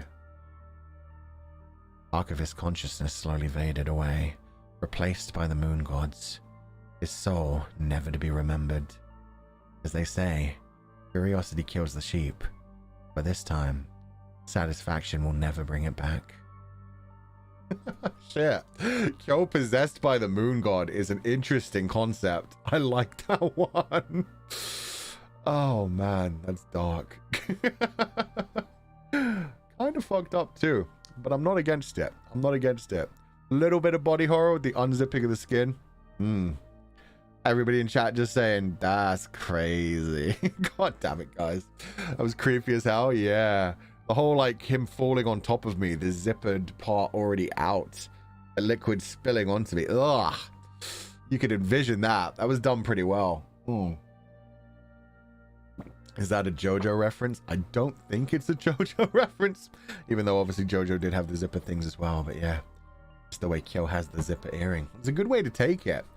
I didn't even think about that. Like, I was thinking about Illuna for a while when I was thinking about things, and yeah, that never came to my mind. Good one. Nice and horror-based. I love to see it. Okay.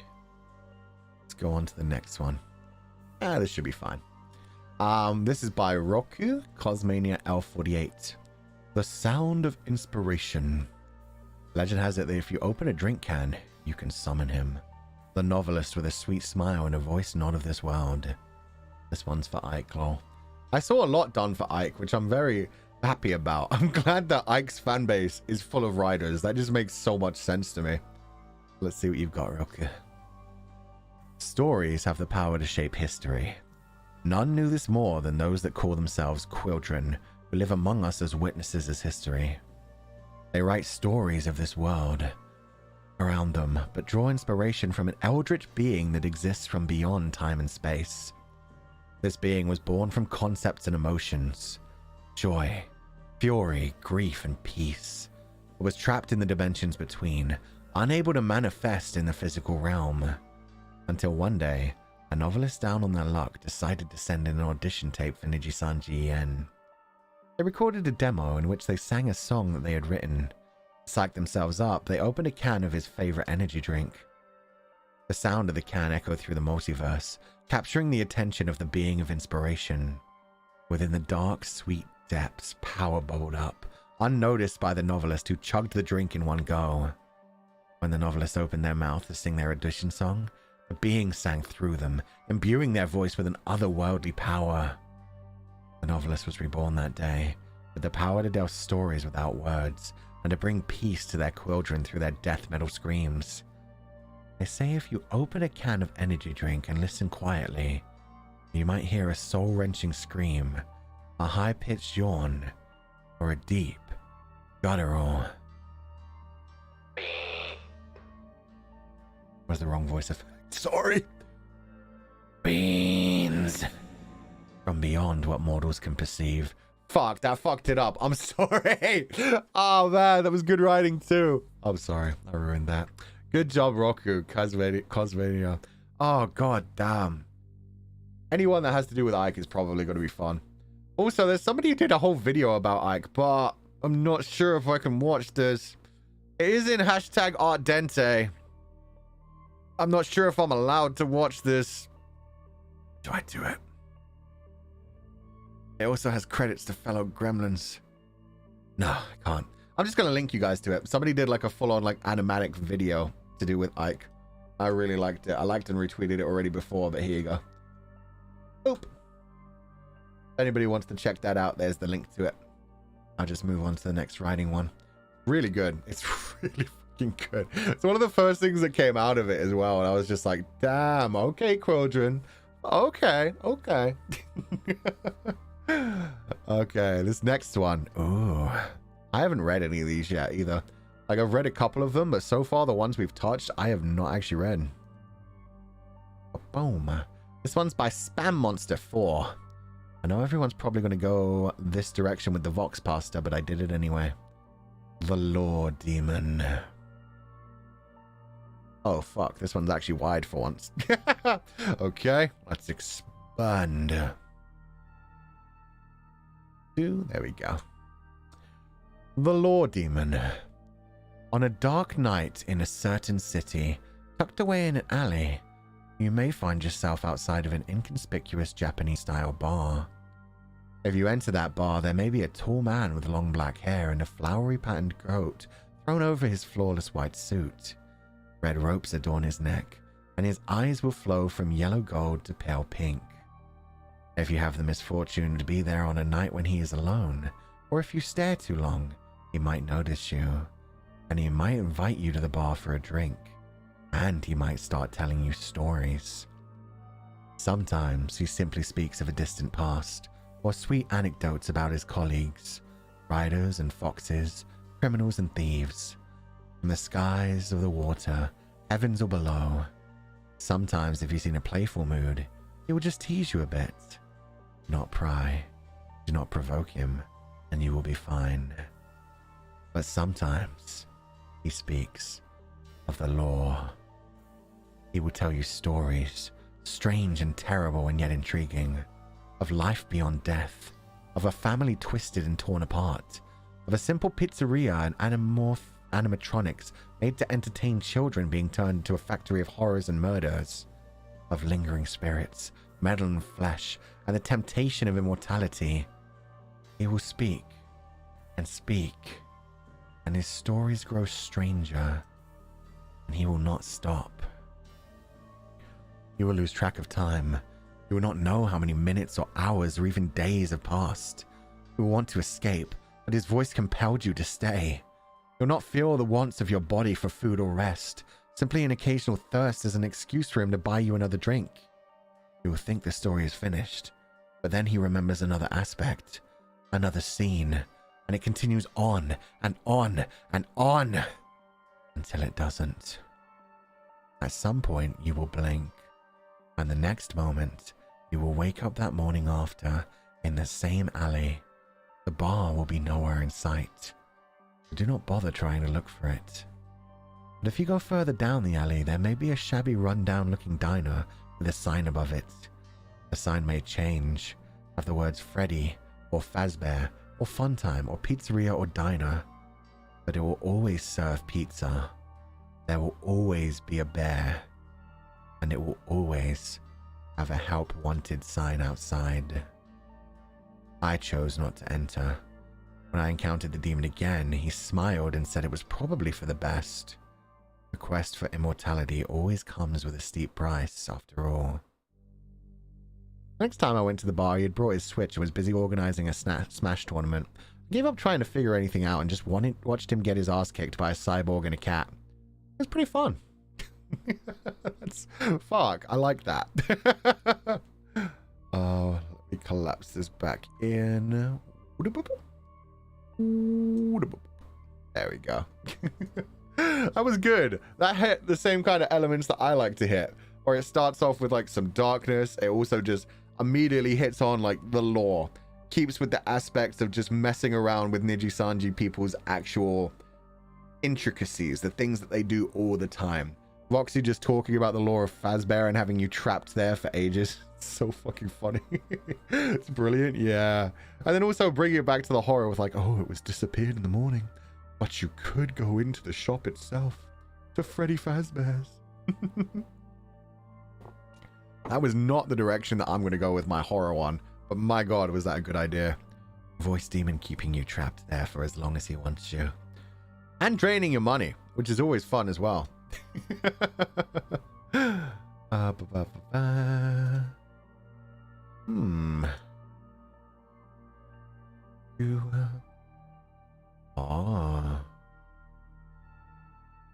See. I like this one because it's basically just a shitpost. I remember reading this one. This one's by Lemon. It's called I Miss Petra. You might notice what this was inspired by, like, immediately. I miss Petra. I couldn't stop thinking of her after she went on a 2-week break. My dad sees that I'm acting strange and slapped me for watching anime girls before sending me to sleep now. I'm crying now and my face hurts. I lay in bed and it's really cold. Suddenly I feel my cheek squished between 2 tortillas and head lifted up towards someone's forehead. It's Petra. I'm so happy. She whispers in my ear, "Hey, don't forget about me." She started singing Blackout as she plays the piano. My dad walks in. Petra looks him straight in the eye and says, "Newt, Newt." Petra turned into a penguin and leaves through the window. I miss Petra. I needed to read that one because it's just fucking Shrek is love, Shrek is life, but with Petra. And it just makes me so happy that somebody went ahead and fucking did that. It's so fucking good. Oh man, good shit. Good shit. Who's this one about? A deal with interesting. Oh. Okay, I haven't read this one before, but I'm willing to give this one a try. Somebody wrote one about Nina. 7 Dyed Wines. An urban legend and perhaps even a cautionary tale for those that grab a drink at a bar after a long and tiring day. This should be good. The Newt. I know, the Newt was so good. Oh god. I have to expand it even more. Up a bit then. There we go. The archivist sat down at a bar stool. Tired, very not in the mood to socialize, but he needed a drink and thought a simple stop would be enough. He orders a simple glass of wine. Something silver appears in the corner of his eye. A beautiful lady with silver hair and red eyes sits near him. He didn't see her enter or sit next to him. The lady introduces herself as Nina. At first, Archivist assumes she's here to flirt, and he is more than ready to tell her no. But her voice is so warm, her tone so welcoming. She sees how tired he is and offers him a drink on her. Phrasing. It was like a mother telling you dinner was ready and ready to ask about your day. Something his real mother never did. The archivist accepts and she asks about his day. He tells and Nina listens. As the archivist talks, Nina pours him another glass, chiming in from time to time. The archivist rambles on and Nina pours him another glass again. The archivist is definitely tipsy at this point, and he stares as Nina pours him perhaps his 7th glass. However, something doesn't feel right. Nina is still smiling at him in a friendly manner, speaking now more about more daughter's shenanigans. Something is telling him not to drink this time, which doesn't make sense. He's been facing Nina, watching her pour the wine straight from the bottle. She'd been doing the same. Nina just sat there listening, talking, and drinking. What was there to be scared of? Aren't you gonna drink, honey? The archivist decides to stop at this point and leaves the bar, bidding his goodbye to Nina.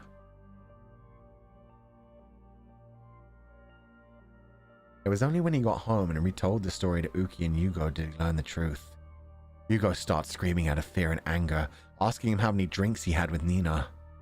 Archivist is confused by this, so Uki comes up to him and tells him how lucky he was. If one drinks the 7th glass of wine offered by the Keeper of Heaven, they will become the Keeper's adopted child, and she will do everything in her power to act like your actual mom, embarrassing you in front of your friends and crushes and all. God damn it. That's not the direction I thought that was going either, but that's freaking cute. God damn it, Lord Mediator. Not bad. Not bad. The 7th glass of wine, then boom. You're trapped as Nina's child forever. Like a real mom. Exactly. Oh my god. I don't know what I expected, but let's go. See if we can find another one. Ooh, there's another one about Ike. Okay. By Haruna. The idea in my head had to be taken out. And oh boy, did I do a bad job. He is but a magical boy. A magical boy turned Ike into a Maho Shonen. I can't wait. Let's do this. The Wandering Novelist. I was lost. I didn't know how I ended up here. The forest gave a very creepy look with the mist rolling in. Everywhere I looked, all I could see were trees and no sign of exit. I was scared. Then I saw someone walking in front of me. He looked quite charming in a way, even from the back. Sometimes the best way to see someone is from the back. I followed him from behind hesitantly. Suddenly he looked back at me. It was almost as if he sensed a presence behind him. He turned to face me and smiled. Are you lost too? He asked kindly. Wait. Are you lost too? He asked kindly. I nodded. He took out a book and beckoned me to come closer. It sucks. Being lost in somewhere you don't know. Scary, frightening. Many words to describe it, he said, not looking at me as he flipped through the pages. I stared at him silently. All right, found it, he exclaimed happily, wrapping a part of his scarf around my neck. Confused by this action, I asked him why. Well, it's part of the way to send you back. Now, before I send you back, do you have any questions? He asked. I thought for a few seconds. Who are you? He smiled. Ike Eveland, a novelist. He took out a pen and wrote something on the book, and everything faded to white. That one was a lot more simple than I expected. I'm not gonna lie. I kind of expected him to be dark shonen. I kind of expected like him to trap you in a novel or something. It was good though. It was good though. Just him meeting you in the forest. It kind of felt like kind of Triple X Holic inspired, or maybe what's it called? Natsume Yujincho. Just the feeling that he knows everything. He's just the keeper of that area and a magical boy. Not the kind of magical boy I expected either. It was just like, you know, his actual magic rather than doing like a Maho Shonen kind of transformation. That's what I was hoping, man. Oh, man. Okay. Good shit, though. Ooh. The next one says, wrote one for the robes. That means this one is going to be a... Ooh. Yeah, it is. Oh, it's a milli one. Okay, let's do this one. This one is by AKYM. Wrote one for the robes. Hashtag Nijipasta. Undead Necromancer Witch. 6th of the 9th. Of course it's 0609. Oh, I hate this already. 18XX. Undead. My veins start to tingle as I've just come back to life. It hurts to breathe because I can hear how fast my heart is beating. I've been traveling through purgatory for a while, and the last thing I recall was pleading with Lucy, the cat of darkness, who served as both the underworld guardian and the keeper of human souls. Throwing souls into the fire was one of his favorite activities when he was in the underworld. Horror dominated my thoughts, but my dread overcame them as I realized who was in front of me. Hello there. Wait. You've come to once more to see a new world with us, as though the underworld were the darkest place you've ever been. Leave that route behind as I guide you to another. She appears very strong, holding those RGB ones, and I was astonished to see Lucy on her shoulder, a small witch beaming at me and extending her hand, noticing people and other creatures wearing robes as I take a closer look at my surroundings. They gathered in a circle and displayed those crosses while saying, Loden Stolam. That was the final word I heard before falling unconscious. Fucking not a cult. 04/20 18. Oh, god damn it. Yeah, you're definitely family. Robe. Do you know what the robes are? Oh. The voice was so spine-chilling that it made the archivist's body feel goosebumps. He has unsettling feelings about this town. It was so ominous. The archivist came to this location to look into a group of persons who were dressed in robes. According to the information gathered on June 9th, at midnight, people congregate in the woods, and the archivist has to know what is happening in order to solve the riddle. At first glance, the residents don't look strange. They appear to be a regular person, yet all of a sudden they'll say things like, praise the robe. The archivist wanted to end the pursuit, and he was about to learn things tonight.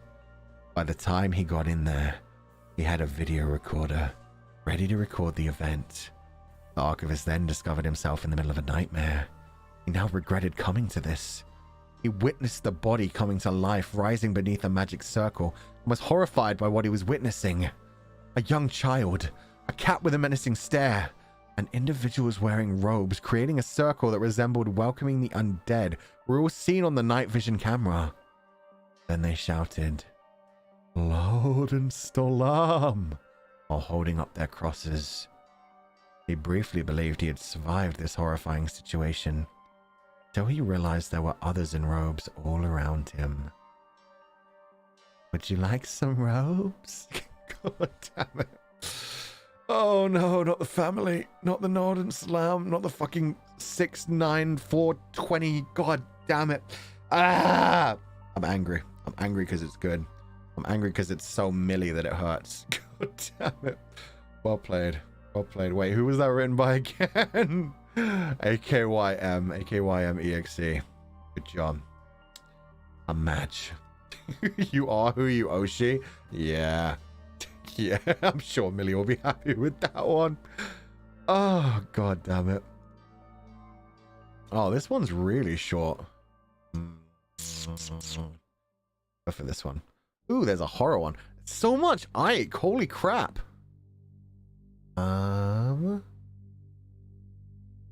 Who's this one? No fucking way. Reading some of these is wild, man. I don't even know what this is. I'll read this one. I'll read another Kyo one. And then I'll go back and read the horror Ike one, because that sounds fun. The next one is Ike, but it's horror. Do you prefer reader perspective writing pieces or no? I don't know what that means. Oh, do you mean like reader perspective? How do you do reader's perspective? I don't know what that means, to be honest. There's more Kyo? Yeah, I'm surprised. People be writing about Kyo. pretty wild because his lore is just the cheerful guy. People have made such a good idea. Oh, second person. I like them all, basically. Anyone really works. I think it just depends on what you're writing. I write most of mine in first person, but I actually prefer writing in third person. It's just because I do like all my things in first person because they're all supposed to be like stories about me kind of thing. You instead of I. You do this, you do that. I really like second person for horror stories. For horror stories, yeah, second person definitely like really captures that feeling of like, oh, you are the reader. You are being entangled. This is happening. That is happening. You try to run away. One of the things that I really like is like, I've never written one of these, but when people write like the ritual ones where it's like, if you do this, this will happen. If you do that, that will happen. Please don't do this for the love of God. Like the ritualistic kind of ones where it's like, hey, if you want to play this game, you can play this game. Those always make me like quite happy. As long as they don't go on too long. Okay, so this is by Asmodel, inspired by today's stream. First time doing something like this, but it was fun. That's crazy. I hear a voice echoing through the room. I take the chance to search for the source. The kitchen? The living room? Bathroom? Nothing. Maybe I should teach you some grass. Immediately after I searched for my jacket wallet and keys, the sunshine burned intensely on my corneas. Certainly after an entire week trapped in my room, my eyes would have to take some time to adjust. The smell of wet concrete struck me as I realized it was raining before. The sound of my heel was louder than it could ever be in the emptiness of the abandoned pathway. An old bookstore caught my eye. I paused to think about what kind of intriguing stories I might find. That's crazy. I heard it again. I turned around, but it was as deserted as before. A cold sweat ran down through my forehead, and a weird feeling stopped me from entering the store. I kept walking and found a cafe with a nice atmosphere. This particular place had a familiar face on its insides. As I started strolling to their location, it came back. That's crazy. Again, like a pre-recorded voice with the same intonations and pace as before. My flight or fight reaction made me run away from the area. Just bursting out the door, but going back home was not any better. It didn't stop. Again. I couldn't sleep that night since it wouldn't stop haunting me. Next morning, I got up from bed, groggy and tired, but my needs called me to the bathroom. I couldn't even hear my own steps. I sighed and proceeded to wash my hands. But at the moment that I looked up at the mirror, I then realized what was the source of the noise. Open ending too. Interesting. I wonder, did the person turn into Kyo? Or did they have a Kyo behind them, floating behind them at all times? That's crazy. That's nice and creepy. I like that, Asmodel. Okay, I'm gonna go check the Ike one as well. This one's a bit longer. But yeah, let's dive into this.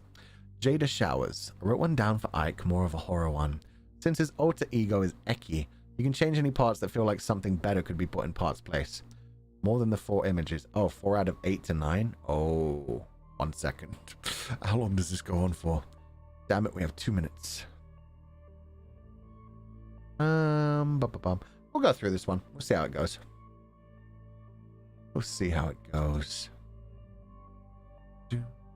A lot of Ike tonight.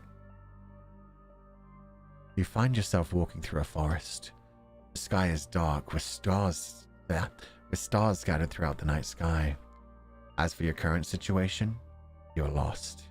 All because as the sun was setting, you decided that it wouldn't hurt to traverse the unexplored region of the woods further away from the remote hiking trail. Nor was the trail in the best conditions, as very few would ever go near it, partly due to distance, partly due to rumors. However, your thoughts on those two excuses were, how could anyone pass up an opportunity like this? Despite the numerous fallen trees and branches sprawled all over the trail, it's only now, as the night's getting colder, that you regret it.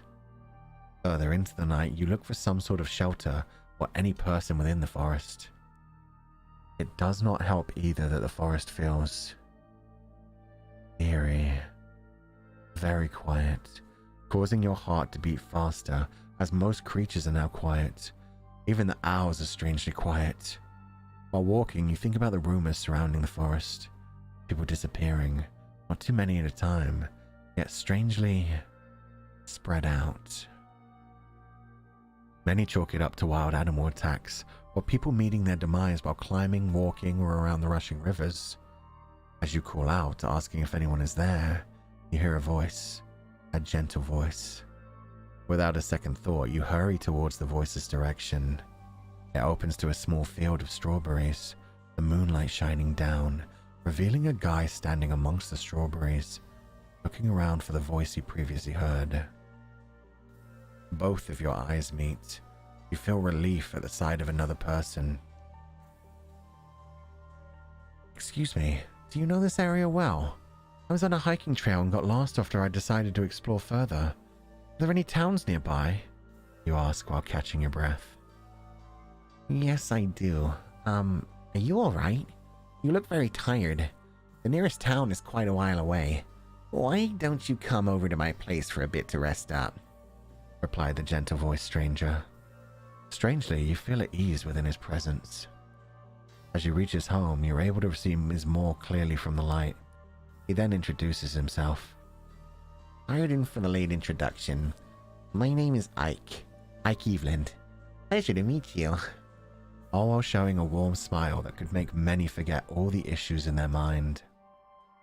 You enter his home and notice the multitude of gigantic shelves containing various novels of all sorts. The amount of books that you can see is astounding. Do you read books as a hobby? You ask as you walk over to the books. Ike smiles. Why, yes. I love reading books and the many stories they hold within their pages that they tell as they are read. They inspired me to write as well, and so I became a novelist. You both then take a seat in some comfy chairs. The night continues as you have a friendly conversation with him. Ike tells you that he was surprised to see someone wandering, especially with the rumors of people disappearing around the area. He also seemed to be tired and yawning, more in shorter amounts of time, chalking it up to just being tired. So you head to a guest room to go over to.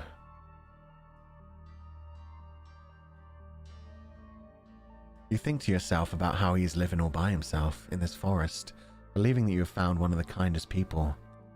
For some reason, his place also feels off. You can't seem to explain how, but your gut feeling slightly hints this to you. Feeling restless, you decide to take a walk outside, letting him know just before he nods off into a nap. The wind gently rustles the leaves and branches of the trees as you walk. You see the strawberry field. Strawberries. His ink for writing was strawberry scented, and a redder color too. You decide to pick a few strawberries from the field as you became hungry while thinking of them. As you reach down to pick some, you notice that the ground was quite bumpy. You pass it off as the natural terrain and walk back to the house. Stepping back inside, you take your shoes off as they are dirty. Looking closer, there seems to be a red color in your shoes and at the base of your pants. Is this from the strawberries, maybe? You touch it, but it smells a bit like iron. Quite strange, you think. As you look towards him while walking back, you notice his outfit looks different. Instead of the blue, it has become red, believing he changed his clothes. He opens his eyes, not looking tired at all anymore. Oh, you're back. How was the walk? For some reason, while he's still polite and well-mannered with his speech, it seems different somehow. He asks if you'd like to take a quick stroll with him outside real quick, as he would like to show you something. You were just out, but decide to go with him as he was kind enough to bring you to his home. While heading out, you glimpse his hair. Wasn't it blue near the ends before? You only start to worry more. As you walk with him, the only sound is your footsteps. Everything else is total silence. The place is not much further. We'll be there soon. He spoke while walking a bit slower to match your pace. Have you ever seen any others passing through? Have you ever seen any others passing through these woods from being lost before? You ask him while trying to stay calm. Yes. Many, actually. They were such lovely company, too. Never stayed for long, though. He chuckled. You start getting chills on your spine and goosebumps on your forearms. Hey, does it feel strange out here to you? Like the forest doesn't feel right? Eerie almost? No, not really. Here we are. Go take a look. His tone is still gentle with a smile on his face. Yet while it feels very off, as soon as you move to where he pointed, you don't notice anything at first. But looking closer, you see some things. Your face drains of color, becoming pale, and you turn around to face him. He chuckled. Well, what did you see? A pleasant sight, isn't it? You become confused, wondering how much of a nice person would act in this manner. Your mind flashes back to all of the people who were disappearing in this area, and it hits you like a train, and too late at that. Let me introduce myself. Who you met earlier was Ike. Pleasure to meet you. My name is Eki. Oh, the alter ego. God damn it. Fucking Eki getting ready to take a victim. Good for him. Good for him. It's gonna be a fun night. So yeah, that one was written by Jada Showers, and that'll be our last fan-made one for the night. Eki, take me instead. God damn it, chat. How are you that? God damn it. Multiple people. I see how it is. I see how it is. The red flags are apparently not enough. Everybody's just like, no. Take me, Eki. Use me to create your ink. Write a story with me. God damn it. Kind of more aggressive. Yeah, Eki seems like a fun time. Spray bottle time? Perhaps. Perhaps we'll have a spray bottle time in the future. That was fun anyway. Says the biggest red flag, Alan Bink. I don't know what you mean. There's no Alan Bink here. No, colorblind. Fair. You could also just be a bull, attracted to the color red and dashing forward. Red is our favorite color. Red flags are green flags to some. Actual color blindness, true.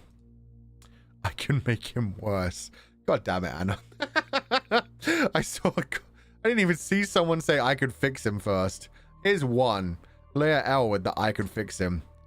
Eki is a red flag, but we like the color red. Okay. That's enough of that. Okay, let's go over to starting scene and we'll just chat for a little bit. Oh, that's the wrong thing.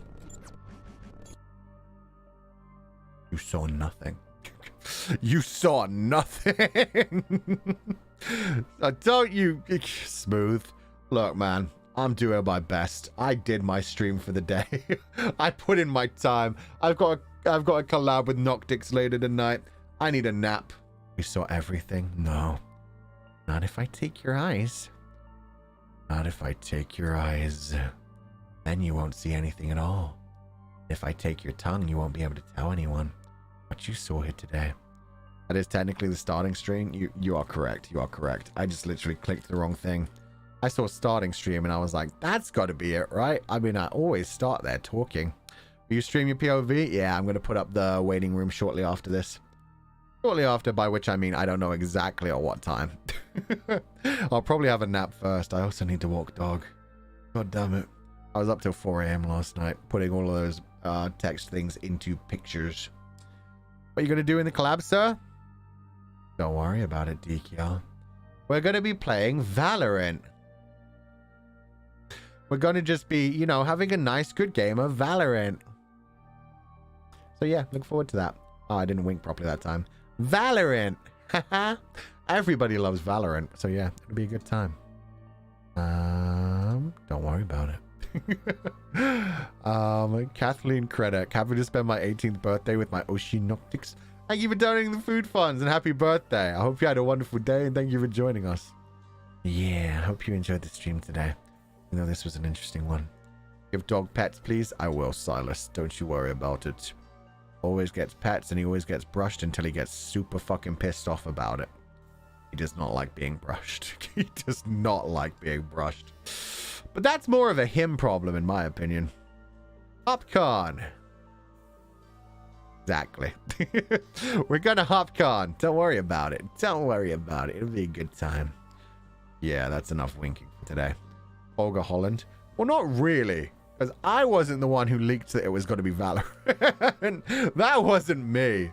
So yeah, if anything, I was the, you know, more protective one of secrets today. I did my best. Not even today, like the last week. Ashleen Dietrich, thank you so much for donating 5 members to the membership pile. Welcome to our new members. It's lovely to have you here. I hope you enjoy your stay in the pile. Please take it easy. Alvin posted it already? Oh. Yeah. There you go. Sile, got his voice simp. Monsters. I even do that voice. Monsters, yeah. Hi, Fuchan. TY for the fun stream. Your voice was so calming, it made me sleepy. Also, just want to say that you're so cruel for using that voice in the undating game yesterday. I loved it. I was losing my shit during the entire stream. TYSM and Oyasumimir. Oyasumimir Sai. I'm glad you enjoyed it. Most people cringed so hard they couldn't watch it anymore. I had so much fucking fun with that. The amount of people that I got like sending me like, well, not sending me messages, just like tweeting about it after when I was ego searching and just like, oh god, he's too good at being this creepy. Is like, what is wrong with him? Is this okay? Oh man, it was fun. I had a good time with it. Chocolat Milieu, thank you so much for donating the food funds. No message, but thank you so much. I don't know if I said it, but thank you so much, obviously, Sai, for the huge donation to the food funds. I hope you enjoyed the stream today as well. I'm glad you enjoyed it yesterday. I love the undating game. Millie has so many unique ideas. Cat speaks. You're so cool. Sparkling heart. No. Reverse Uno. Now you're so cool. And that sparkling heart could stay away from me. Thank you for donating the food funds. Hope you had a wonderful day. Wait, is it really Valo? Of course it is. It's just playing Valorant. We're just having a good time hopconning. Don't worry about it. It's going to be fun. It's going to be fun. It's going to be a good time. Nobody has to worry about anything. Everybody can just be comfy and relax. Oh shit, 5 more gifted. Where did that go? I lost it. 10 more gifted. Chi Wong, thank you so much for gifting 10 memberships to the sheep pile. Welcome to all of our new sheep. It's lovely to have you all here. I hope you enjoy your stay in the sheep pile. And Chi Wong, thank you so much for 10 whole gifted. That's so much. Thank you. I hope you enjoyed the stream today. I hope you're having a wonderful day, and welcome to our new sheep. It's lovely to have you all here. I'll probably actually do a membership stream next week since I didn't do it this one. Sharky, cringe but free. Exactly. Cringe, but making everybody else cringe way more than me, which to me is a win. If I can make everybody else cringe, then I'm doing my job correctly. Nobody can deal with me so much as me. Okay. Mickey Ta-chan, brush us instead of dog. No! No, I brush dog. You guys brush each other. That's not how this works. You guys have mouths, you guys have brushes. I gave you guys brushes. That was my coat of the lamb gift to you guys. I started picking up your poop and giving you guys brushes to hold in your mouth and brush each other. Kyo, pick your poison. Creepy or David? Oh, God. What? I kind of did David Kun. I was trying to do Ike, but it kind of like switched between Ike and David Kun. I guess I can only really do... I didn't sign up for this. And yeah, no, that's more David Kun than Ike. Damn it, I thought I had a better Ike impression than I actually did. Gloomy Hero. Whenever you do streams like this, it reminds me why I love writing myself and gets me all inspired again. Thank you. Aw, that's really sweet. I wish you good luck on whatever you write next. Thank you so much for donating the food funds. I'm glad you enjoyed the stream, and I hope you have incredible writing potential for the next while. Hope the inspiration hits and stays with you. Lan, thank you for donating the food funds. No message, but I hope you have a good day. Whatever you do is yell. It's kind of accurate. I can only hear David Kun. Pain. Maybe Ike was David Kun all along. Don't tell him that. In fact, yeah, tell him that. As long as it's you guys. It's not coming from me, I can tell you that. Uchan, I can be the Will Graham to your Hannibal Lecter.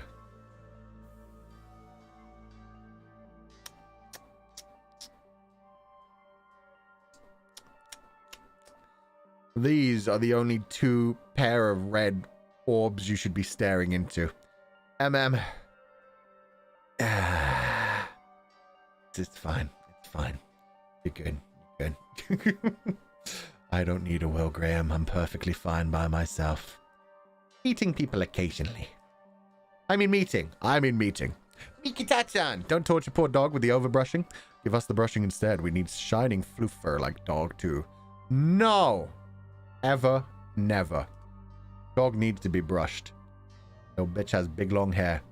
Needs to not get matted. Always starts to put his mouth on my hand when he gets too bored with it. Doesn't actually bite me. Just puts his mouth around my wrist. And then I'm like, right back at him. Oh my god. What did I miss? I feel like I missed some things.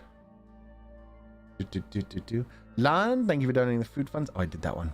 Benny, thank you for donating the food funds. That's a big donation. Sorry, my comment grabber didn't pick it up. But thank you so much for donating the food funds. I hope you enjoyed the stream today. And Mikita-chan, I read that one. Rut roll for Yumi. I cannot read that part other than deshita. Please take my eyes away. It'll be my pleasure. Oh, God. Have I really done this to you guys? Have I left you so starved for attention? No, it can't be my problem. It's their problem. It's their problem. Can't be me. Can't be me. It's them.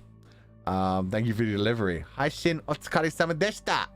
Arigatou gozaimasu. Thank you so much for donating the food funds. I had fun with the Haishin. It was a good time. Let's see. My comment grab is slowing down now. Uh-oh.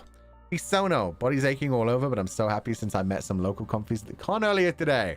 There's some cute food cosplayers. Not you, don't worry. How do you know it wasn't me? How do you know I wasn't at that convention? You can't prove it. I might have been putting on a very good voice acting routine. I might have been cosplaying myself. It happens. Sometimes sometimes the best way to go undercover is to go as in cover as possible. But thank you for donating the food funds. I'm glad you had fun at the convention. I hope I'll get to see lots of cosplay pictures soon. Emily Jasmine Chang, Otsufu-chan. I love the join story time she shared with us.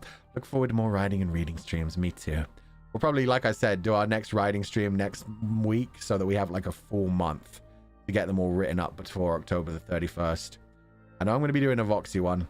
I might finish off Curse of the Werepog since so many people did so much fan art for it. It might be nice to do that. We shall see. Shall see. Jules, I had hop in and out of this stream, so I didn't catch everything. The parts I did catch were absolutely breathtaking. Thank you for the stream and have a wonderful rest of your day. Thank you so much, Jules. I hope you have a wonderful rest of your day too. The stream was definitely very relaxing for me.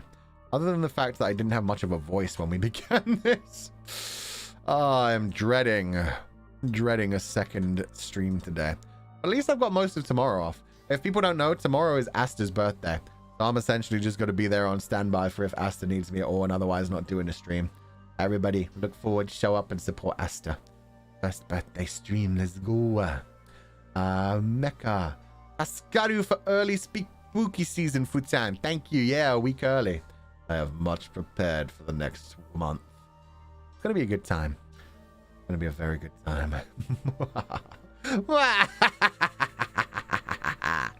Creepy games abound. Ren, thank you for donating the food funds. New rod fund. I got the rod back eventually. Fish just, carried it off into the water to fuck with me. She brought it back to me. It was fine. Thank you for donating the rod funds. Somehow rod funds sounds real bad to me. But thank you for donating the food funds. May, I enjoyed this time and love it. We respect all creators and thanks for the great reading. Your calming voice has the most terrifying sleep power. Aw, thank you so much, May. I'm glad you enjoyed the stream. I hope it did put you to sleep and you get a nice, relaxing time. Thank you so much for donating the food funds. Disono, can't believe Pomu's turning you into a square. Damn it. Why would they the surfer? Okay. Thank you for donating the food funds, Disono. Say Subaru. All 4 stories are fantastic, Fuchan. Although the last 2 are my favorites. Can't wait for the horror stories. More stories with Noctix, please. Yeah, I think more stories with Noctix are always fun. I just know how to write them very easily. There are some people where I can just write their voice very easily and their mannerisms and stuff and how they interact. Noctix are the easiest for that out of everybody. But yeah, maybe more. Definitely need to actually do my blog post on Legatus 505 at some point so I can start writing the new chapter properly. Someday. Thank you for donating the food fund, say Subaru. Leia L, great stream. Thank you so much. I'm glad you enjoyed it. Yeah, like I said, this is something I actually enjoy doing. I think I got that across, like with the fact that in like the Violet, the Light one, like it started off with the whole thing of like, oh no, maybe I'm not good at writing. Maybe I shouldn't bother with this. Maybe I should just give up. And then the ending basically being like, oh, I'm not very good at this, but you know what? Fuck it. I'm having fun. I'm doing it at my own pace. Like, that's the kind of feeling I wanted to get across with that. So yeah, I'm going to keep writing. I'm going to keep trying to get better. I'm going to keep doing streams like this, writing and sharing my writing and doing reading streams because I have fun with that, even though it takes a long time. But thank you for donating the food funds, Leia L. Khine. Is that Khine? Thank you for the interesting stories, Fu-chan. I enjoyed the Violet Delight the most. Yo, let's go. Violet Delight, it was the longest. It was the one that flowed the easiest. It's also the one that has the most mistakes that I really should go back and read through again. But I'm not gonna. Now my question is, do I upload them anywhere? Because I probably should. I have them in text files. I could just throw them up. Maybe I make a separate blog for Archivist. I don't know. It's too long to post on Twitter. Maybe like a twit longer would just be like the simplest way. I don't know. We'll find out. We'll find out. I'll figure out a way. Especially if I'm going to be doing these streams like every other month or so. Thank you for donating the food funds. Kind. Ganymede, thank you for another fantastic reading stream. I loved your stories, especially the last two. Unfortunately, alas, I just auto-corrected that in my brain. I have to dip out now and finish a paper for uni. Catch you later. Catch you later. Good luck on writing the paper. Thank you so much for donating the food funds. I hope you have a wonderful day, Ganymede. What was the next thing? Oh, all right. I wanted to catch that membership before it disappeared. Fanny, thank you so much for gifting 10 more membership to the sheep pile. That's so sweet of you. Now we have 10 more sheep to not brush. To leave to their own devices. To let deal with themselves and suffer in the sheep pile. Happily, I'd imagine. Happily. Mumu, otsukare sama deshita. Otsukare sama deshita. Otsufu-chan.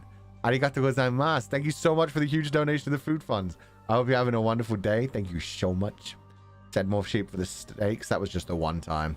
I don't do that all the time. That was just on that silly day. But thank you so much, Mumu, for donating the food funds. Hope you have a wonderful evening, and thanks for being here. Getting better at reading hiragana. Shelby, thanks for kicking me into writing when I need to. These streams always give me the inspiration and motivation I need. Good. You go out there and write something better than me. Thank you so much for donating the food funds.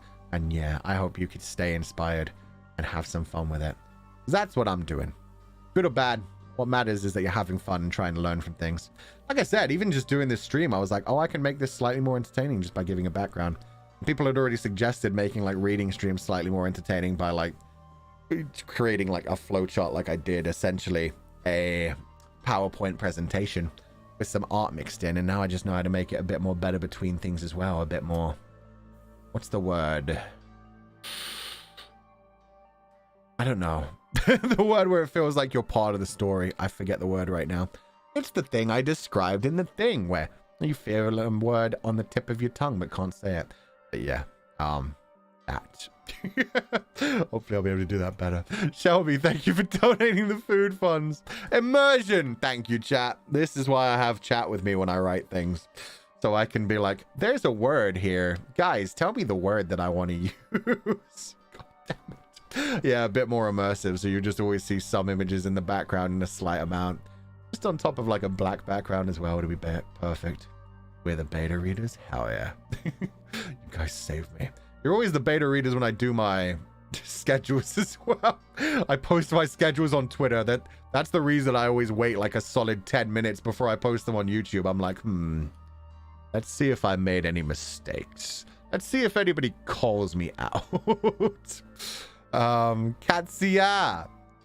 Pig nose. Oh my god, what? Oh, the pig nose didn't actually make it in. Oh, I'm sure that looks cute. Let me see this on.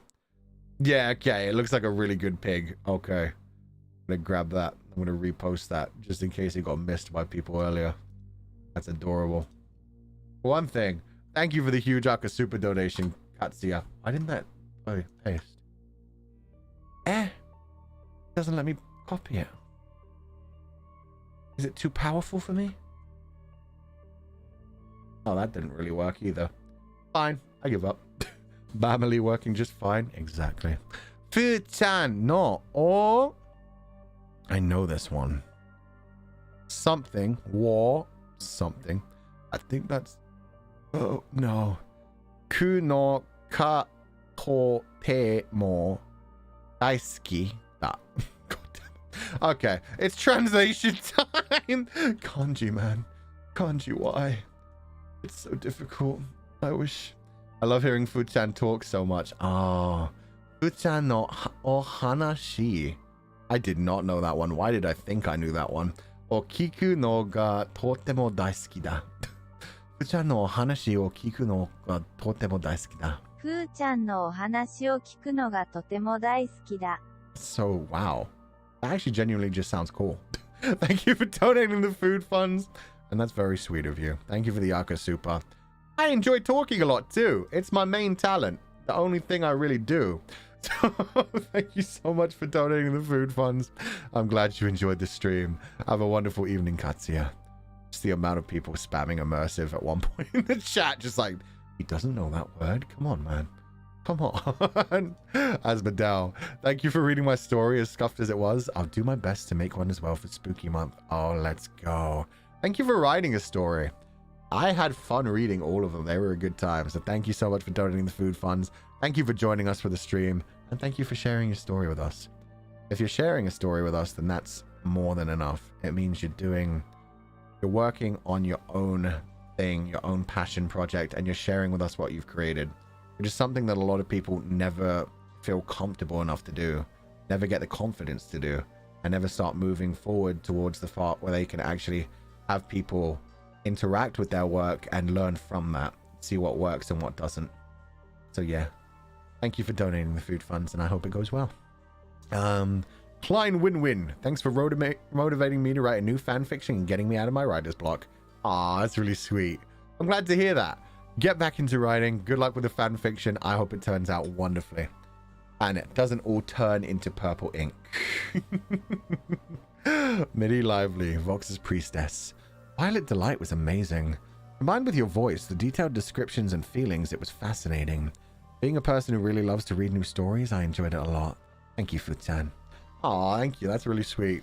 Yeah, I tried to get as meta as I could early on, where I literally did 2 paragraphs about not being able to write, and then described the fact that the first 2 paragraphs are the most important, and then just ended it with oh, maybe not. Maybe I'll just give up. And then getting into the point where I was literally writing a run-on sentence about run-on sentences and how stupid they are. I fucking loved that. While I was writing that just all felt so natural to just be taking the piss out of myself. So yeah, that one came very easily. Thank you for donating the food funds. I'm glad you enjoyed this stream. Had fun with that one. Yeah, it was good. You should do a podcast, Fu? I said this the other day, but I pretty much do. I mean, I do the Zatsudan streams all the time, so maybe I'll just start calling that a podcast. Maybe I'll just be like, yeah, from now on it's the Sheep Pile podcast. And that will stop people saying you should do a podcast, because I mean, that's basically what the Zatsudans are. They're me doing Zatsudans and then offering people to come in on a Tatsumachi, so it's the same thing. We just change topics every week. Step, thank you for donating the food funds with no message. Really big donation too. Thank you so much, Step. I hope you enjoyed the stream today. Have a wonderful evening, and thank you for joining us. It was very meta. I felt very called out. You see, that's the funny thing, because I saw people saying that while I was reading. It was like, why are you calling me out like this? Why are you doing this to me? I was just sitting there reading through it like, no. This is my feelings. I call myself out. I never call out other people. People who live in glass houses should not throw rocks, especially people who stream on the internet in glass houses. Oh man, every Zatsu is a podcast for real. Yeah, Zatsucast. Exactly. Did I finish going through the old? Oh, there's a new one for one thing. God damn it. Satoshi, thank you so much for donating the food funds. I hope you enjoyed the stream today. Have a wonderful evening. Thank you for joining us, and that was so sweet of you. Thank you so much. I did get through all the old ones. Okay, now I can dive into Streamlabs. Thank you, Satoshi. Thank you, Step. No message, but I hope you enjoyed the stream today. My voice is kind of starting to run out. Which is weird, because we do way longer streams than this. It just must not be a good day for it. But of course it's the day when I'm reading things continuously. Oh, man. Okay. September 24th. Perfect.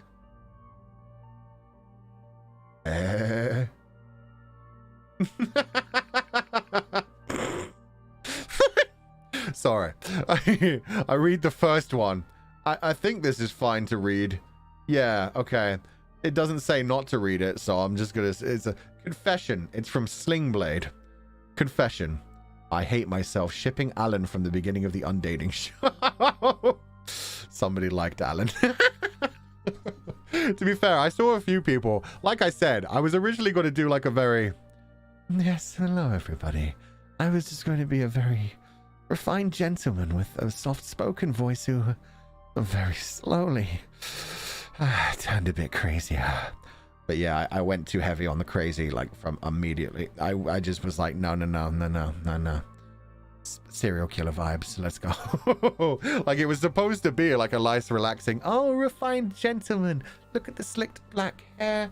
Look how, like, calming he is. He's so relaxing. I want to date this guy. And then you start to realize, but yeah, I fucked up. It was fine. I just wanted to lean into it too much. I wanted to be a serial killer, cannibal, having fun, choosing my next meal. Oh, man. Chocolat Melua. Sometimes when I'm tired and just lying on bed watching Fuchan stream, it's very relaxing. Love you and Bleep Bleep and Shiro too. You know what? I love Bleep Bleep too.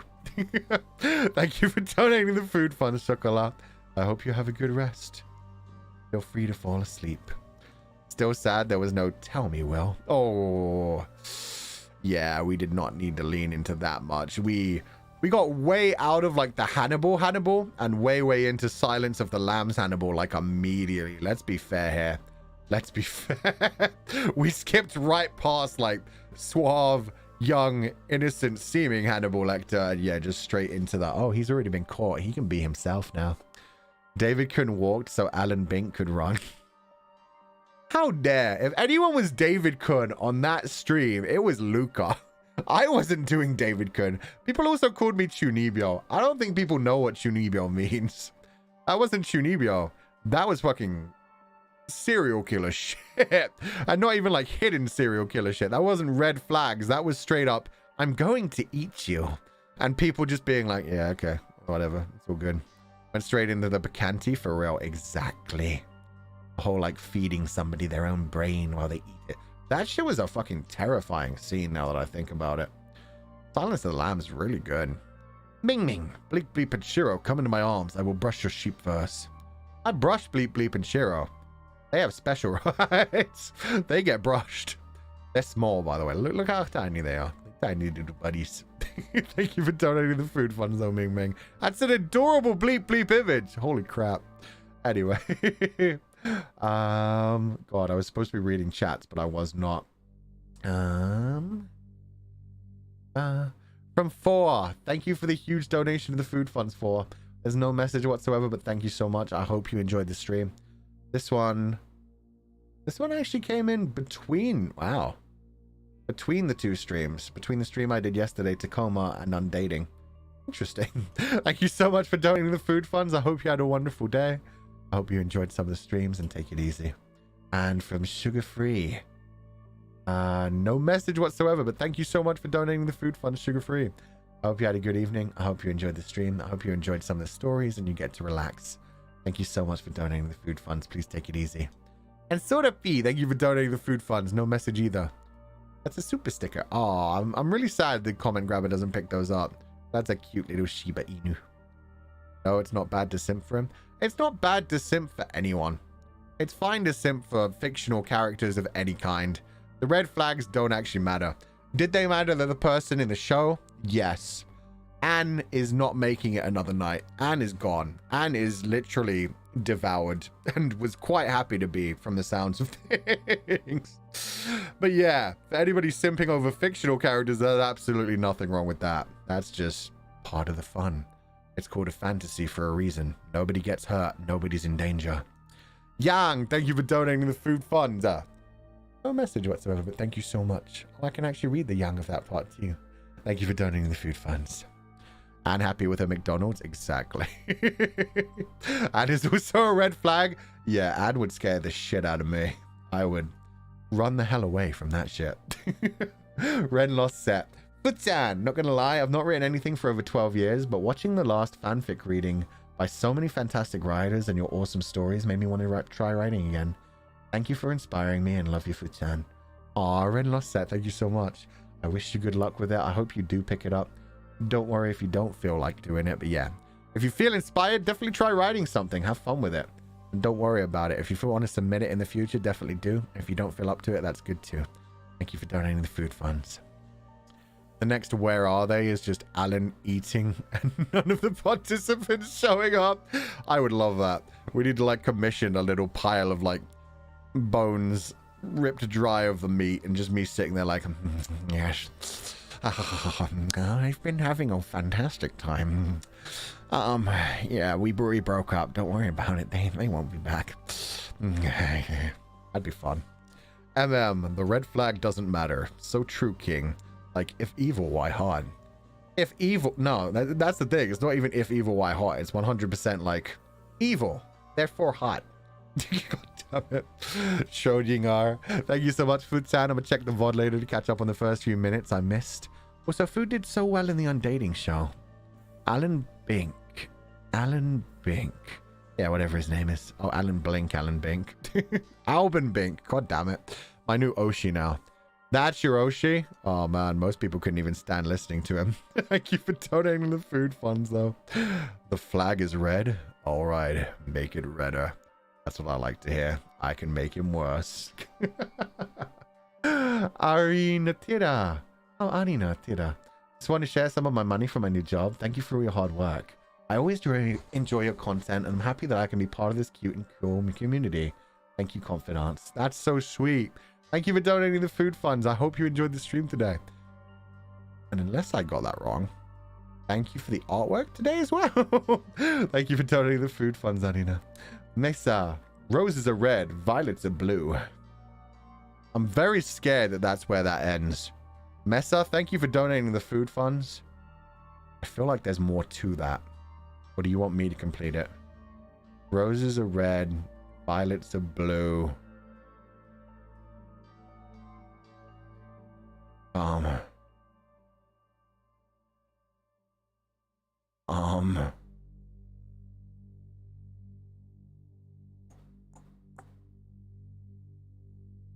I don't know.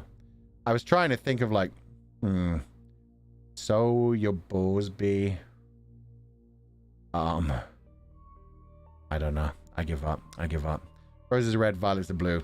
Blah, blah, blah, blah, blah, blah. Blue.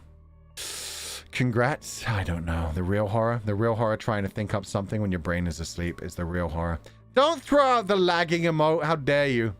Balls? Yeah, I was going to make a joke about like balls and like being rejected, but it just didn't come to me. Hence the blue balls. God damn it. Shut up, Fulgur. River, thank you for donating the food funds. Not gonna lie, I just thought Anne was a vampire scooping out her next meal. And Alan Bink was particularly marveled that day. That would actually be hilarious. That would be funnier than anything else. If we do a Where Are They Now and instead it's fucking Anne like sucking the meat off of bones. Oh my god. The signs are all actually there, yeah? She's quite literally a man-eater. I mean, damn, that would be a good turnaround. Megan Senpai. Not so easy coming up with roses are red poems, is it?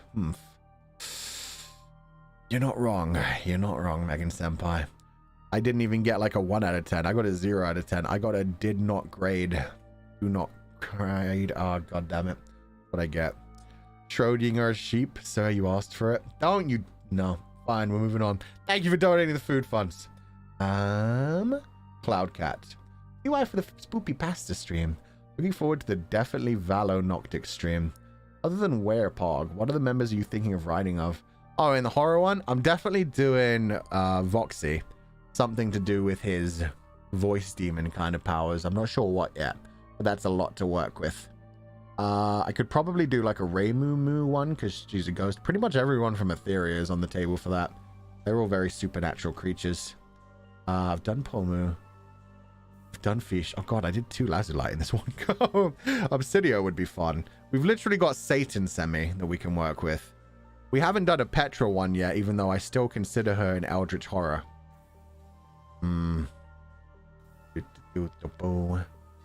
Selene feels less of a horror. Well, Selene does drag you into the Apex basement. She does torture people. That's her own form of horror. There's a lot to work with. And plus, I now know Eluna enough that I could probably bring them into the mix. I feel like Maria Marionette could be good for a horror one. Maridine. Possibly turning you into a doll. Maybe she needs to continuously replace her human parts because she's not actually ever become a real girl. She just kind of steals other people's parts and makes herself look like a human. There's a lot to work with. There's a lot to work with. You could do all kinds of things with Ren. Anybody who just says they're an alien and then walks away acting like a normal person is just like, I'm sorry, if you don't tell me your lore is completely up for grabs. It's the same as Uki. I talked about this the other day. Uki's just always response to his powers is just like, I'm psychic. And then talks about having godlike powers. It's the same thing for Ren, where Ren's like, I'm an alien. I conquered planets. Anyway, I'm gonna play my bass guitar. It's like, okay, fine. Tentacle horns? I don't know. All kinds of things I can work with from alien in general. Acid breath, stomach powers, I don't know. The price for being a real girl is to sacrifice real girls. Exactly. Oh god, Vox would have a lot to say to that with the whole like scooping thing. Bring it right back to Five Nights at Freddy's. Ah, man. But thank you for donating the food funds, Cloudcat and Psy Pancake Roll. I have a title for the horror story. It's called Dyed in Red. Have a great day, and if we don't see you tomorrow, have a great one. Yes, you're an amazing writer. I'm the bad writer. No, I think it sounds like you're already working on something, so that sounds good to me. I don't have many ideas, so thank you for donating the food funds, and good luck starting your ideas for Dyed in Red. I hope it goes well. Okay. Shimomi, Alan and Anne is best couple. They are very different, but both of them consume humans. Consuming in different ways. Or is it in different ways? It probably is, but we'll find out. Is that a FNAF reference? It wasn't when I came up with the idea, but yeah, I'm very aware that Vox would be like, let me tell you about Eddard and the scooping process. Maple Chaw. Alan Bink was the real Oshi wrecker. Also, thanks for the dream. Sorry I'm too inebriated to correct my spelling right now, but voice taskaru. It's okay, I can read drunk. I write drunk very often, and then I have to read it in the morning. Thank you for donating the food funds, Maple Chaw. Have a wonderful evening, and yeah, get a good rest. Drink lots of water before you go to bed. Maybe eat something a bit solid. Ashleen Dietrich, Ren Horror Story just becomes the Alien movie. Ah, no. It's bad enough. If I just use a word that sounds slightly internal, people freak out and are like, ew, that's gross. That sounds just like the fan fictions I read, as if that's my fault. Now think about me trying to write an alien thing, in which case Ren would have to somehow fill a person with a chest burster. Yeah, he does let his tentacles like get removed from his head and do their own thing, so there's always that side of it, I guess. Anyway, nice. Bing. Sorry, I don't know English. I use Google Translate. I've always wanted to leave a message, but I didn't have the courage to leave a message. That's fine. Thank you so much for donating the food funds. I know there's a second one. Awesome. Okay. I was wondering if the comment grabber was going to grab that one. I followed you before you debuted because your personality and many opinions are very similar to me until you talk about your illness. Oh. Thank you for donating the food funds, Ice. That's very sweet of you. Oh no, it's still going. Oh god, it's still going. It turns out that we are all sick people. No wonder if it's a bit like. But the difference between you and me is that you bravely break through those difficulties, even achieved goals and dreams. When you are sad, you can quickly accept that that is part of life. I know it took you a long time to come out, but it took longer than you. And I still can't come out. Still stand in the same position. Oh shit. Thank you so much for donating the food funds. That's really sweet. There's always time to come out. It took me a long time to come out. I was like 26 when I realized who I was. Beyond that, it took me a while to actually like embrace it. Yeah. I definitely wasn't saying it in public for a long, long time. That only happened recently. Thank you. Tomorrow I'm going to have a new treatment. It takes a month. It's not dangerous, but I'm still a bit scared and worried. I really hate going into the hospital. I know your chat room rules. Oh, don't worry about it. This is fine. Thank you for the partly rainbow super. I don't know if it's going to continue, but I hope your treatment goes well. Hope everything goes well. Thank you for donating the food funds. I'll keep chatting for a bit in case you want to keep sending things. That's very sweet of you. Yeah, I don't particularly... Yeah, I was talking about a different coming out for a point. The phrasing on that one slipped me up. But yeah, I don't really talk about my illness too much either. I tend to just like bring that up when I have to bring that up. And to keep that to the silence. That got interesting. I don't want to bother you, how to comfort me or say anything. I just want to tell you how awesome you are. Could I say this? I love confidants and I love the sheep pile. I really love you, Fu. Ice Bing, that's really sweet of you. I hope treatment goes well. I hope you get everything you need. Thank you so much for donating the food funds. And yeah, don't worry about it. I'm sure everything will go well. And yeah, it's hard to talk about that kind of thing. But if you don't want to talk about that kind of thing, you 100% don't have to. You are not your illness. You are whatever you want to be. The illness is just a part of you and it has nothing to do with how you are perceived by the world. Just something that you maybe have to share every now and then to explain things to other people. And on another level, yeah, it does help to see other people actually talk about things like that and feel that connection. Realize that there are other people in the world. You never know what anybody's going through, especially when it is like a silent problem. You just see somebody on the bus someday. You just wonder what's up with them. Why are they being so rude? Why do they look angry? It could turn out that they're in intense pain and just trying to get through the day. And that's how a lot of people in the world. Some people are just dark because they have to do their own shit to deal with. So yeah. Take it easy, Ice. I hope it gets better. I hope the treatment goes well. I hope you do fine. Thank you for donating the food funds. Thank you for being here with us. And have a wonderful evening. Good luck with everything. But yeah. I think that's where we're going to end the stream for today.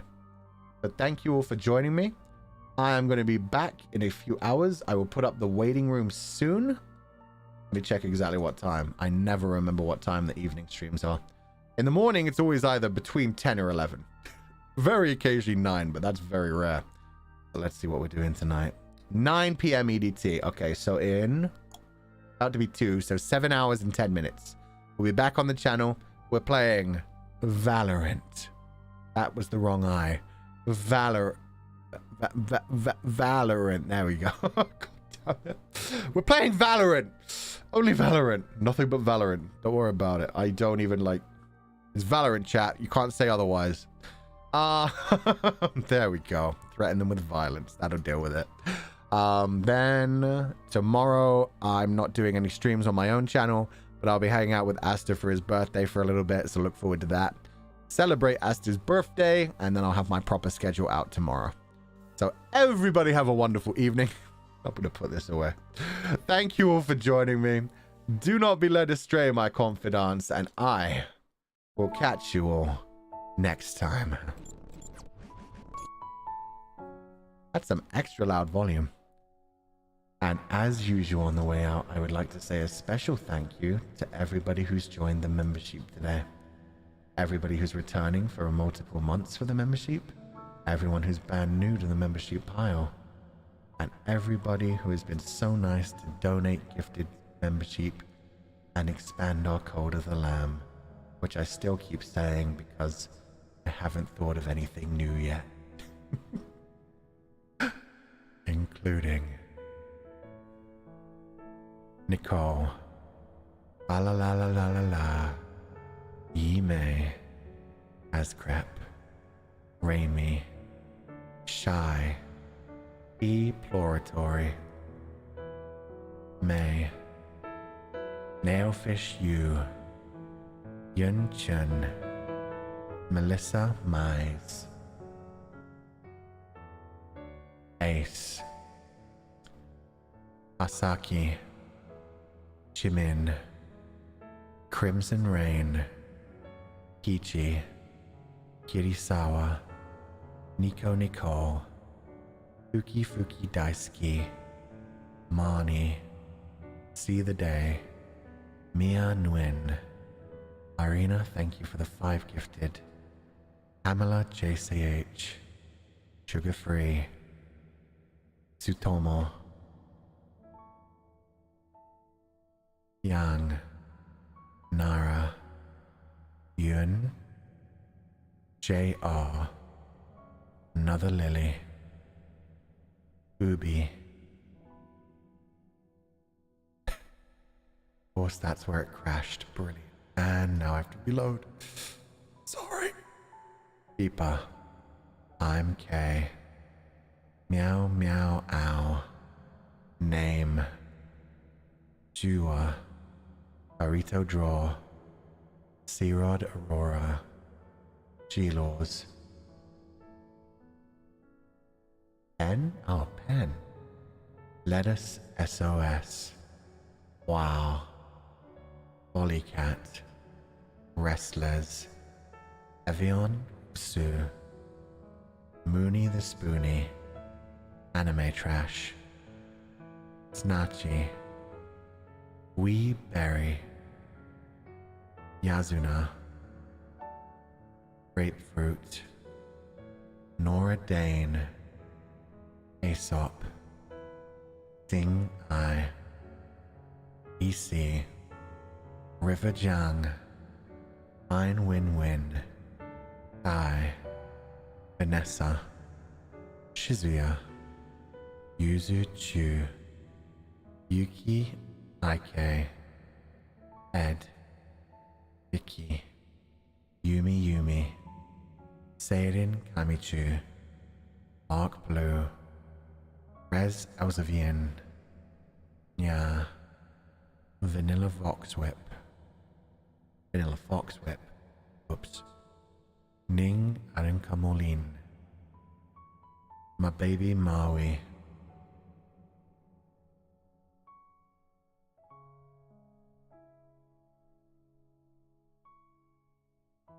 A scene. Play. Echo. AWOL. I don't know this one yet. AWOL. That's not. Now hold on. AWOL. AWOL. Yeah, it was AWOL. Sorry, I needed to translate that one. I'd not seen that before. Cindy. Anna. Ying Shijie. Da da da da jie. Kenshi. Kuri Konya 2.0. Ai. Rum. Ausch. Beck Fry. Ayulao. Wing. Am. Kim Tan. Aliza Sabina Handini. Shiza Salad. N Raiden. Jie. GLG. My A. Trisha U. My Y. Choco. B. Romy. Yun. 33. Fish rice cake. Fluffy. Yoki. Mia. Jin Hyunja. Arachio. Iza. Clover. Shiroria. Suyun. Yuno. Chuyo-chan. Just making sure I pronounced this one right. 지는자. Jinhunja. FF Xiaofei. Yu Tong. Anna D'Angelo. Takashi. And Embry. Thank you all so much for joining the membership. Oh, and Anna. Missed that one. Thank you all so much for joining the membership. I hope you have a wonderful evening. And let's see who we're going to raid on the way out if we can. Oh, we can. Anna's playing Code of the Lamb. A wonderful game that we all enjoyed recently. Everybody have a wonderful evening. Enjoy your time with Anna. Join her cult now and have some fun with that. I will say thank you to one of the... Oh, Anna has not added me to the redirect list. Well, that's embarrassing. Aries Aki, thank you for joining the membership, and I'm going to do a manual raid. Let's raid Anne. Have a wonderful night, everyone. I will see you in a few hours for the Noctix collab. Goodbye, everybody. Goodbye.